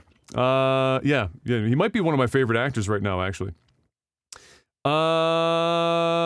Batman Returns. That's the 90s Batman. I'll say yes. Who is Batman in that one? That one is that George Clooney? Is that Clooney? That's not Val Kilmer's one, is it? No, I think that is the George Clooney one, if I'm not mistaken. No, it's Michael Keaton. It's the Keaton one. Oh, that's the one with Penguin. I was thinking of a different one. Which one's the original? Oh, that's Keaton's. Okay, so we're talking Keaton's here. Dude, I haven't seen that in so long that I wouldn't be able to tell you. Dude, I don't remember the first Batman from 1989. I did watch that. Batman Returns is dope, and Danny DeVito plays Penguin. Yes, he does. I remember Danny DeVito doing a dope Penguin, but I haven't seen it in so long. I'll say yes, probably just because it is. Yeah, I'll say it too, but I don't remember the first Batman. So, but that's actually a really good Batman. Batman Returns. I think I have that on VHS here somewhere. Where did I leave off? Gremlins 2. I haven't seen Gremlins since I was in T Diz's place, and I can't remember. I think I saw the original, but I don't think I saw Gremlins 2. Blade 2. Yeah. Blade 2 was dope. And Legend. They took it up a level. Yeah, they did. Are they still doing another Blade thing? That's happening, right? Like they're talking. They don't know if they're going to do it a series or a movie. I'm hoping they do a series. They could do a movie and then put Deadpool and Blade together in an R-rated movie. I'd be there for that. That'd be crazy. Legend of the Drunken Master. Yes. Jackie Chan's also just a god, but yeah, Legend of the Drunken Master for sure. Desperado, not sure. Don't have. I don't even know what that is. I'm gonna actually Google that. Desperado. I've never seen this movie. No. Blade Runner 2049. Yes. The original Blade Runner is the most overrated movie possibly of my lifetime. Magnum Force. I don't even know what that is. Final Destination 2. Yes. Yeah. Easily. Captain America Winter Soldier. Yes. Beyond yes. The first Captain America movie hurts. Dude, Winter Soldier is like top 3 Marvel movies ever made. Yeah. Yes. Dude, the first Captain America movie, it took me like 5 or 6 viewings to actually watch the whole thing. It was so fucking boring. It was not a good movie, in my opinion. I'm sorry, guys. But number 2 actually made Captain America one of my favorite Avengers and characters in the Marvel Cinematic Universe, because it actually made Captain America look like more than a dude with a shield. He became badass. He became. He also like, looked like he was wearing pajamas in the first movie, so that didn't help. Yeah, that didn't help. But man, fucking Winter Soldier was dope as fuck. Yeah. Swordsman 2. Don't know. I don't know what that is.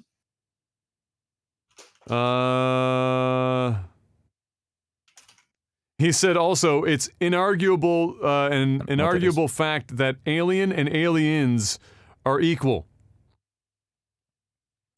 And he also listed Terminator 2, that's objective. Terminator 2 is. It is the better. It's the best. It's the Terminator. Yeah. Yeah.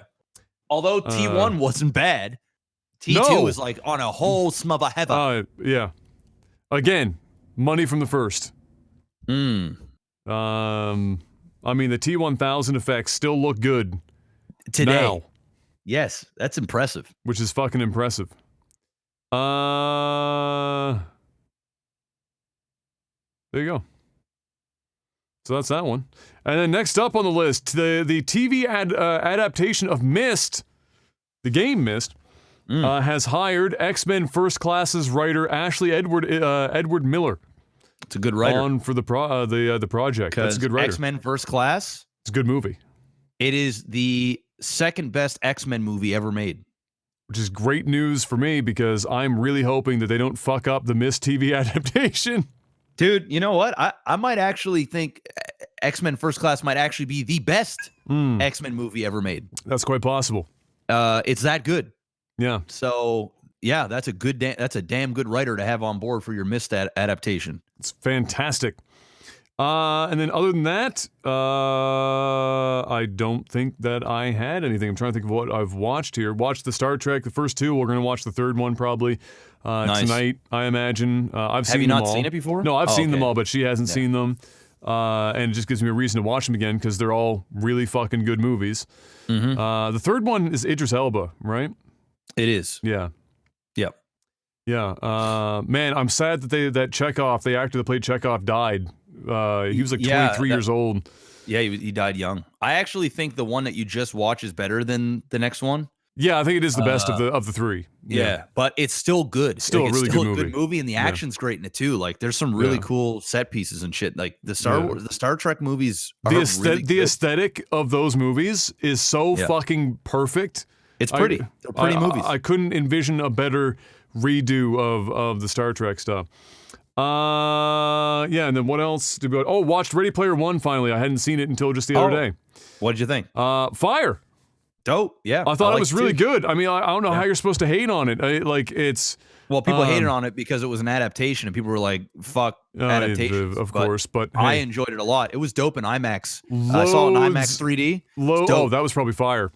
Yeah. Loads and loads of references everywhere. You could watch that movie like 19 times and you're going to see a different reference every time. As a gamer, there's so much that you pick up from Battletoads right on over into fucking everything was in there. Dude, the big final fight, like how many fucking characters and stuff did they have? Are in that? Oh, endless. In that, it was very cool. I don't even know how they got the licensing and the rights to put up a bunch of those characters in there, but it was dope as fuck. They weren't really it probably wasn't too crazy because at the end of the day, it's like they're on screen for less than fucking... Yeah, it's quick. Some of them are on screen for less than a full second.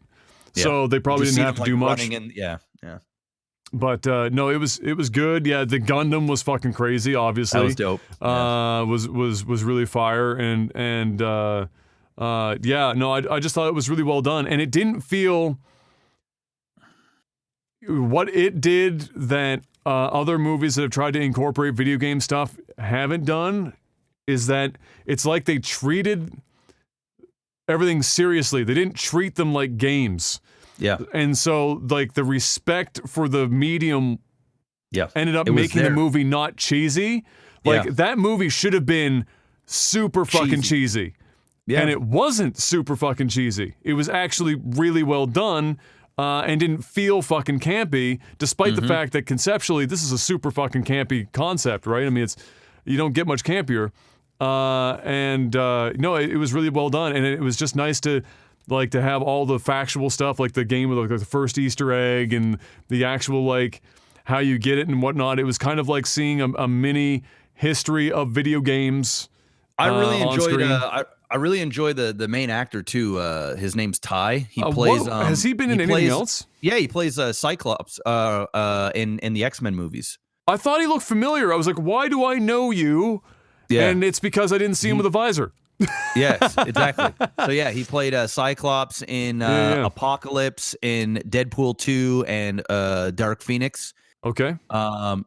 He hasn't been in too much more than that, like just some smaller movies. But I think he's going to be he's starting to get into bigger and bigger films. So yeah, he held his own in that. I mean, Spielberg typically takes sort of unknown talent and makes movie stars, and you can't go wrong with a Spielberg movie, man. Like even in Ready Player One, a guy that's really, to my knowledge, not a big gamer. Yeah. You know, he went and did gamers justice. Like it's a really solid. They did a really film. good job. Yeah. The only slight that I had against it, it's not really a slight, but it just made me laugh when I saw it, was the girl, I can't remember her name, fucking, what's her name in the film? Olivia Cook? No, but yeah, but her anyway, but like her in the movies, you know who I mean though, like his girlfriend, give or take. Yeah, yeah. So she's like Samantha. in the film, she talks about how, like, you know, they get in that scene where he's confessing his love and she's like, you don't fucking know me, you only know exactly what I want you to know about me, you don't know what I look like, you don't, like, etc., making a big deal. And then specifically talked about her face and everything, and so you knew that they were prefacing this because the reveal, you were like, oh, she's gonna have something wrong with her. I was expecting to see her like in a fucking wheelchair, or like she was gonna be like seriously disfigured or some shit. And then she gets on camera and her hair is covering half of her face, and I was like, oh, she's got like a fucking crazy burn or some shit happening underneath it. I said that to Emma out loud, and then she brushes it aside during talking, or the wind blows her hair away. And I was like, here we go. And it was like the most faded birthmark of all time. Like, you could, if your TV wasn't calibrated, you might not see the difference between the fucking birthmark tone and her regular skin tone. It was so minimal. And everything else was perfect about her. She wasn't crippled in a wheelchair or some shit. She didn't have like missing limbs or like disfigurements. She was basically like super attractive with like a super faded fucking birthmark, and that just made me laugh. I was like, oh my god. I was like, this was your opportunity. But they did do also his best friend in the game being, you know, jokingly, when he was saying she could be like a 300-pound black dude in the Bronx, and it was like half of the description of who that character was in real life, which was like a butch black girl instead of a butch black guy in the game, and it was kind of fucking, funny, But it was a good movie. It was a good cool movie. Yeah, it was cool. I might actually have to rewatch that. It's been a while. Yeah, give her a look-see. All right, Mr. Black, you know what time it is? Tech support. Every week, ladies and gentlemen, patreon.com/lagtv. You too, for $10 or more on this Patreon, you'll get access to the posts that I put up each and every week on the Patreon page. And you get to ask us questions, and we answer as many of them as we can. First up, Black Jimmy asks, Adam, who's your all-time favorite Terrace House member, and why is it Taishi? I'm assuming is Taishi the fucking the guilty samurai or whatever the fuck? Hold on, I gotta make sure that's who that is. Is Taishi? It is, yes, okay. Alright, that guy is a fucking meme. Who's my favorite Terrace House member? I don't even know if I ever had a favorite Terrace House member. I like the vast majority of them anyway. I actually just like the commentators that like are in between that are just like talking about the show. They've got like that whole cast of characters. Two of them are comedians. The two guys are comedians. They're fucking hilarious. That's. I really need to piss, so you go for it. I'll continue to answer that. But yeah, I don't know if I ever had like a particular favorite. The season I'm watching right now, which is the latest one, Em and I have been watching, we're not done yet, had a guy who moved. His name's the name that he had everyone calling him was Pepe. He's from from Italy, and he moved to Japan because he wanted to write manga for a living, and it turns out he's actually really good with it. So he moves to Japan, and him in the house, he was writing his first ever manga that was going to be actually printed in a prominent magazine, and he was just an all around awesome dude. There was literally nothing you could say bad about Pepe, and so I'm going to go with that at least as far as like a more recent member. But Taishi is that dude's a fucking meme. The guilty samurai, I think, was the nickname they gave him. He was always outside with his wooden samurai sword, trying to be like a fucking samurai. It was hilarious. If you haven't seen, look, Jeff's still using the washroom. I shill Terrace House all day, every day, and it is my guilty pleasure. And it's like it's been top 5 Netflix multiple times. I promise you, go back, watch the first seasons on Netflix, and give her. The shit is a fucking entertaining show. You think you're gonna fucking hate it, or that it's not gonna be for you, but man, I'm telling you, it's entertaining. Next up, we've got, welcome back. Let's see here.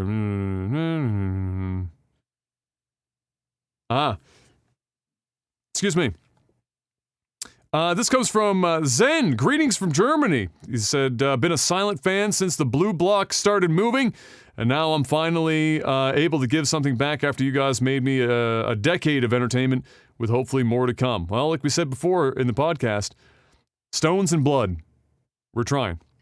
Question for Adam. Have you tried Persona 5 Royal yet? If yes, what's your first impression? If no, will you ever give it a shot? With how much Morgana annoyed you in the base game? I don't plan on playing Persona 5 Royal. Morgana is still in it. They changed Morgana's character dramatically to make them less annoying, but still in the game. Still don't want to play it. I played that game in 2 sessions, 40 hours, or two times, 40 hours each, and each time at the 40-hour mark, I tap out. Because the character, it's not just Morgana. Morgana makes me want to fucking punch babies. Don't get me wrong. One of the worst characters in video game history, and it shows that they did the updated version of the game and then dramatically changed that character. That tells you how bad that fucking character is. But none of the main characters really grabbed me or my attention, and Persona's all about the characters. So if you don't like the characters, there's no reason to play Persona. Persona 5 is an incredibly pretty game with incredible music. And it's not that it's less fun to play from a gameplay perspective, but I'm not playing it for just the gameplay. Persona is like a 120-hour long fucking game, and you need to have a really good story and really good characters that you give a fuck about to survive 100+ hours of gameplay. And Persona 5 didn't have that for me, and Persona 5 Royal, despite fixing Morgana to a degree, is not enough for me to go back. So do I have plans? No. Does that mean I'll never do it? Not necessarily, but I don't have any plans for that. It's unlikely. Question for Jeff, the follow-up here. Are you planning to go back to game hunting content when the whole virus situation gets better? No. You're done? I'm not done. I just... no. It's too much work to be carrying cameras around and fucking... making all this shit for, a couple thousand views on YouTube. Like, my time is just too valuable now. Like, I ain't nobody. So you'll go get some games, but you're not going to be doing the video recording and shit. Yeah, I'll definitely get games. I'm still hunting. I'm just not going to create a bunch of content around it. What I will do is I'll stack up a whole bunch of games and then do like a video at home. That's what I was going to say. Like on your live stream, you'd be like, "This is what we got today," and exactly. As for like taking cameras out and spy glasses and fucking being out there at 5 a.m. in the morning and doing all that, I ain't got time, bro. I got a 1-year-old now. I got fucking real estate to deal with. I got my own stream. When I was doing that sort of stuff, my stream wasn't doing as good, right? So it's like I was able to substitute that and have some fun and do some shit. But I'm busy, man. I'm busy. Yeah. I know people like that type of content. And I tried doing it the last year and the year before. The year before wasn't too bad, but last year it's just been dry. Like the yard sales, I've gone to all of them. Our city is small. There's only so much stuff that you can find. So most of my pickups that I get now are like via Facebook Marketplace or Kijiji or Craigslist or some other collector hitting me up saying that they're selling their collection. Then I'll buy them out. But as for the every weekend thing, it's unlikely. I won't completely say no, but no.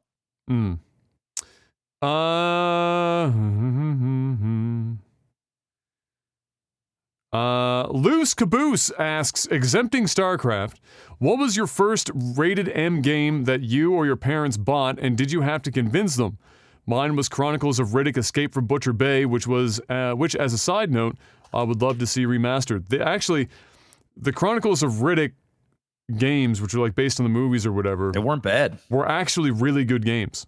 Yeah. And were some of the, and other than the Star Wars, some of the Star Wars games, basically were the only really good movie to game adaptations that made people interested in the movies. I mean, I never watched the movies. I had played the games. Games were really good, and I was like, oh, maybe I should watch them. Still haven't, but you know what I mean. What was your first? Mine was Killer Instinct for the SNES. N64. No, N64. The N64 version. Oh, okay. Yeah. Mine, did you have to convince anyone for that? No. Mine was... I actually didn't even ask for it. They got it really? for me thinking that I was going to like it, and I didn't mind it, but Mine was GoldenEye. Yeah. And they didn't really know at first what that was going to be like. Obviously, they knew it was a James Bond, so there was going to be, shooting and shit like that. But once they saw all the blood and everything, you look back now, the blood's hilarious. It's fucking N64. But back then, this might as well be the same as it is now. And I was young. They were like, nah, can't be having that. So mom hid that shit up in the closet. And then I eventually convinced her. I was like, look, you can unlock paintball mode, no blood, and then eventually I convinced her, and she just gave me the game back, and which was great because so much multiplayer of that game was played. Holy shit! Yeah, it's amazing. Alexa asks, was there ever a time that you did so much dumb stuff under the effects of alcohol that you thought to yourself, never again? I never gotten drunk that bad, so no. The worst I do when I drink is I get louder. That's about it. Was there ever a time that you did so much dumb stuff under the effects of alcohol? So you got okay. No. Here you go. French Adam. What's Our up, boy Fathom? Fathom. Said, sup dude's got a tech question for you. Around how many years will PC parts last? Like a graphics card, motherboard, etc. My PC is approaching 10 years old. Custom built by me. Oh shit, Jesus, that's the last computer you have is the one I built you? Yikes. Damn. Also, that means it's been 10 years since you lived with me. Yikes. Fuck me. Would it be a good idea to upgrade the certain parts, or does that get complicated fitting new components with 10-year-old computer parts, or am I better off just waiting? Thanks for your input. Hope you guys are healthy and happy. You've come this far. I'd run that computer into the ground until you are trying to play a game that you just can't play on your computer properly. And That's then I would about just where you're at. And then I would just buy a new computer, build a new one, because it's been 10 years. You got your money's worth, right? There's no point in beating around the bush and trying to find the right graphics card compatible with your motherboard or upgrading this and that. And a lot of the time is you're better off just buying new shit anyway. No, at this point you're definitely 10 years. It's not worth an individual swap. It's definitely time to just build a completely new computer. However, if there's no games that you are currently dying to play that your computer can't play right now, then don't fucking buy a new PC. One of the worst things is to try and do FOMO PC building when you don't need to. There is another whole generation of graphics cards, we just talked about it last week, from NVIDIA coming, that are substantially better than the ones currently out. And furthermore, there will be next year another round of Ryzen stuff that will still go with current motherboards, so the prices of the motherboards will drop, new CPUs will come out, they'll be, in turn, 10, 15, 20% better than the previous generation, and may also come with stuff like, well, it will have PCIe 4.0 like it already does, or it will have new RAM could be a thing, DDR5 RAM could be next year, I'm not sure. So if you can hold off, then just hold off. There's no reason to buy one right now. If you're doing fine with what you've got, don't fuck with it. And then in the next 365 days, the gaming world is going to change pretty dramatically. Because if there is DDR5 coming, and if there is another Ryzen that launches next year, and NVIDIA does hit their window at the end of this year, then a new PC this year versus a new PC next year, you're looking at anywhere from 10 to 30% performance hit for the same dollar. So don't bother with it. But I'm impressed that the PC I built you 10 years ago is still running. That's fantastic news. That's good. Good thing. The one I'm using right now with the 5820K in it, I think is going 7 years.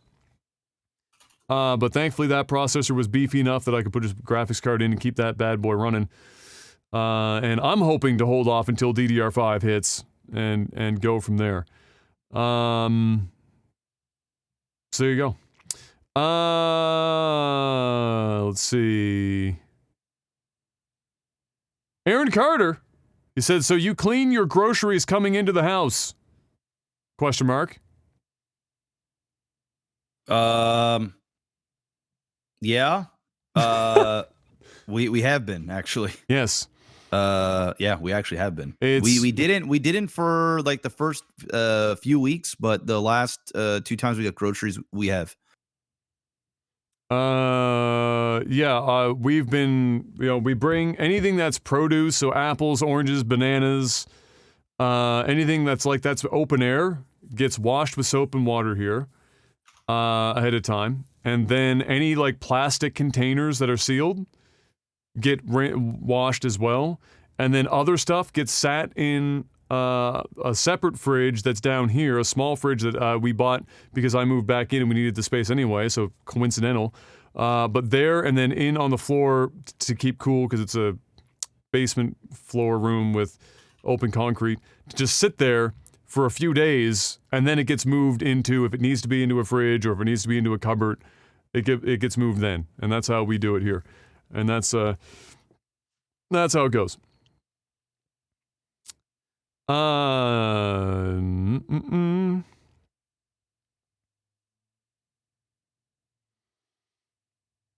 Pavel asks, what 3 everyday life things or activities can you not go without? And how, if at all, has the Space Godzilla situation changed those things for you? What was the second part? Say that again. Well, I said, what everyday life things or activities can you not go or do without? And how has the current situation perhaps changed those things for you? The only things that I wouldn't want to not be able to do is work. Or eat. There's really nothing. There's nothing that the virus or the change in life other than eating out. Eating out, yeah, I miss that. But eating out and then being more careful around the house, washing my hands more often, the distancing between family members here, anyway, because this household is, we have fucking Nan and Mom and Dad and me and Em, and it's like the 5 people under one roof and varying ages. That's changed just how we operate around the house. But as far as like the daily essential things that I always do, the only thing that would change there would be like my exercise, which I do like to do now as often as I can.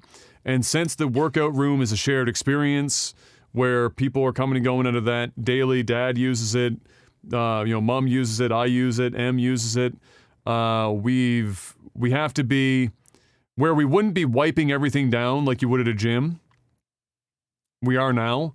We have bleach water mixture in a spray bottle with cloth, and whenever you're done, everything gets wiped down with bleach to kill anything that would be on it. And that's really all that's changed that I can think of. Otherwise, it's just what's around the house.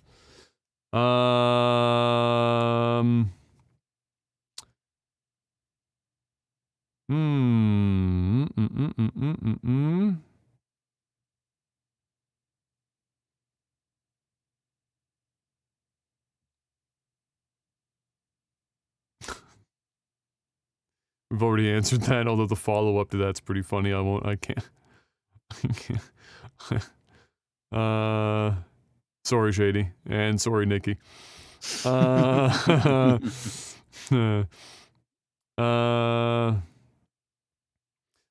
asks, what would you consider to be a perfect Saturday night? What would you do to make it a perfect night?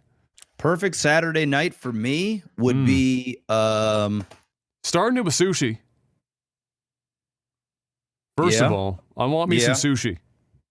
Damn, the perfect Saturday night. Yeah, I would say dinner time. Yeah, go and get some sushi with the wife. Come home. Yep.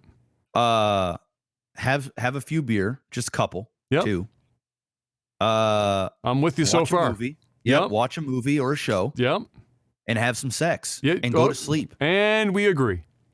That's that's actually. I mean, I'm old. You know, once you get above 30 years old, that right there. I mean, what else do you need? Well, I mean, when you're younger, you're getting sushi, you're getting alcohol, you're getting a movie and sex. Like what else do you need? Nothing, actually, because that's the perfect Saturday night. That's the perfect Monday through Sunday. Yeah.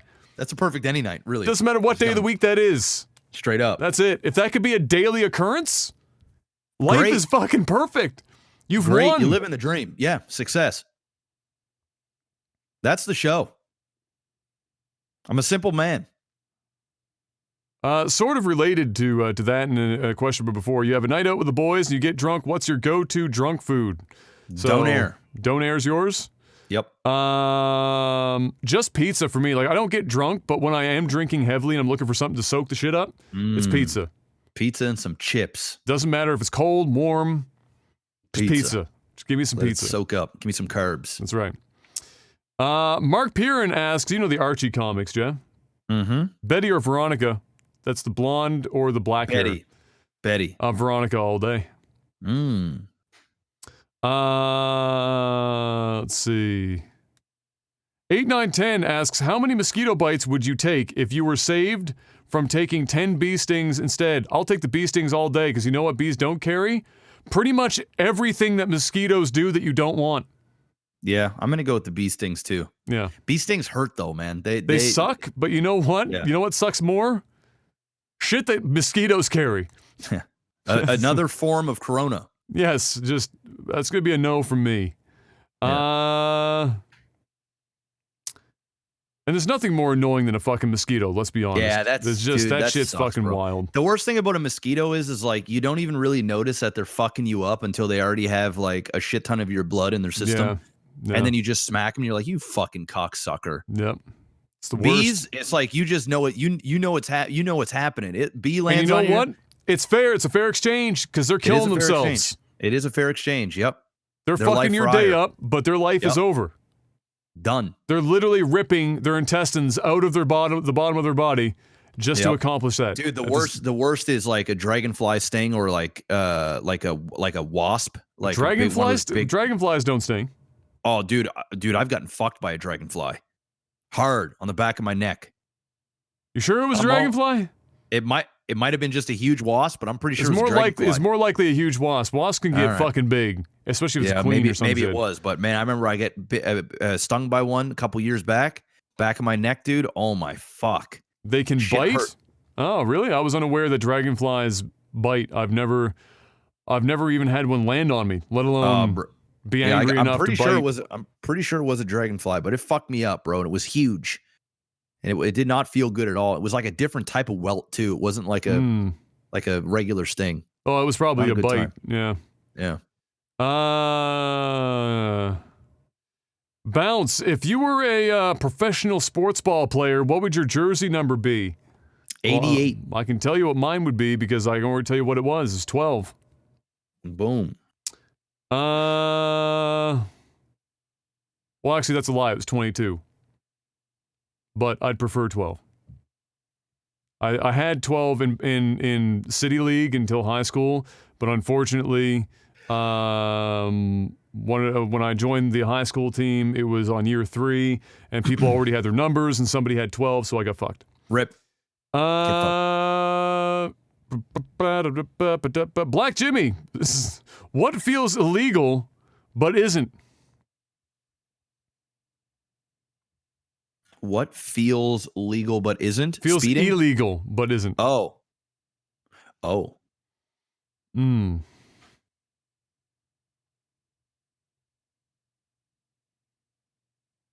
I would say smoking marijuana. Yeah, well now, at least in Canada. Yeah, it's still gonna feel illegal for a lot of people. Dude, I was over at one of the properties and a guy was smoking a joint outside because you can't smoke inside. And he still did a double take. And I was like, wait, I was like, is this guy really smoke? And I'm like, wait a second, this shit is straight up legal now. Yeah, he can smoke this, is no problem. That shit is just like in my mind because pretty much almost my entire life, it's always been the thing that you did that was illegal. It's like bad to do it. Now it's just like smoking cigarettes, except not as bad as smoking cigarettes.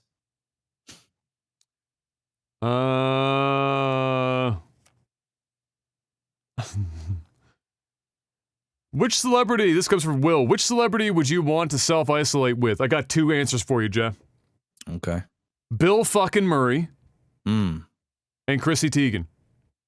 Damn. Chrissy's cooking up a fucking storm and she's attractive. And you get to listen to John Legend sing. So, I mean, really, how much better does that get? And then it's Bill fucking Murray. Ideally, he's with us at the same time. I'm there at the Legend household, enjoying John Legend singing on the piano, tickling the ivories. Chrissy Teigen's making some dope food in the kitchen, making viral tweets like she does all fucking day. And then Bill Murray and I are enjoying said food and music, and he's teaching me about life. That's it right there. I'm going to go with The Rock and Will Smith. Okay. So you just don't want to sleep. I not only want to use these people, like I'd have The Rock for the fitness to stay in shape because he's going to work out. So he'd keep me focused, keep me going. He seems like a genuinely nice dude. He probably has a ton of great fucking stories, you could say. And then Will Smith is sort of the same thing as well. I think I could learn a lot from him. Also a lot of stories to be said. Oh, yeah. And I just think it would be a good group of dudes to be around in isolation. I think everybody would get along. That's what I'm going with. It's a good choice. It's a good choice. That's the motivational choice. That's it. I just want good food, Chrissy Teigen, and Bill Murray. That's all. See, I couldn't handle someone like Bill Murray because it's too much animated. I think it'd just be too much for me. Like I think it'd be like we're talking staying in a place with this individual for a long period of time. If it was like a week, like on vacation with Bill Murray, I could handle. It's like Jeff Goldblum, right? I can handle for periods of time. No, Jeff Goldblum's different. I couldn't. I've got the man literally behind me. I couldn't do it. Yeah. I couldn't do it. I feel like I need people that would I could just be around for a while. Super Kami asks if they release a special edition of Cats that has the buttholes on them, is there a Patreon goal that the two of you would sit down and watch it? I'll do that shit for free. They release Cats with a butthole on it? I'll do it for free. You want my opinion? That'll cost you. There you go. I like it. That'll cost you. Yeah, that'll cost you. Ladies and gentlemen, that's all there is to it. That's another Technical Alpha podcast. We've reached the end of another one. Hopefully you guys had a little bit of entertainment in the middle of this madness. Stay fucking healthy and safe out there. Stay the fuck home when you can. And when you are outside the house getting groceries, make it as fast as possible. Get a game plan. In and out. Get a mask. And if you have to, be Canadian, bring a hockey stick, and just slash a motherfucker if they get close. Let them know. Go into the penalty box for slashing. Assert dominance. Bam. Make it happen. Thank you guys so much for stopping by and watching this live if you have, or if you're on YouTube, hit the like button as well. Spread the news. Unlike we're trying to spread some other things around here like Space Godzilla. Tell everyone about Technical Alpha if you like it. Maybe they'll like it too. Until we see you guys next week, thank you so much. Peace. Peace.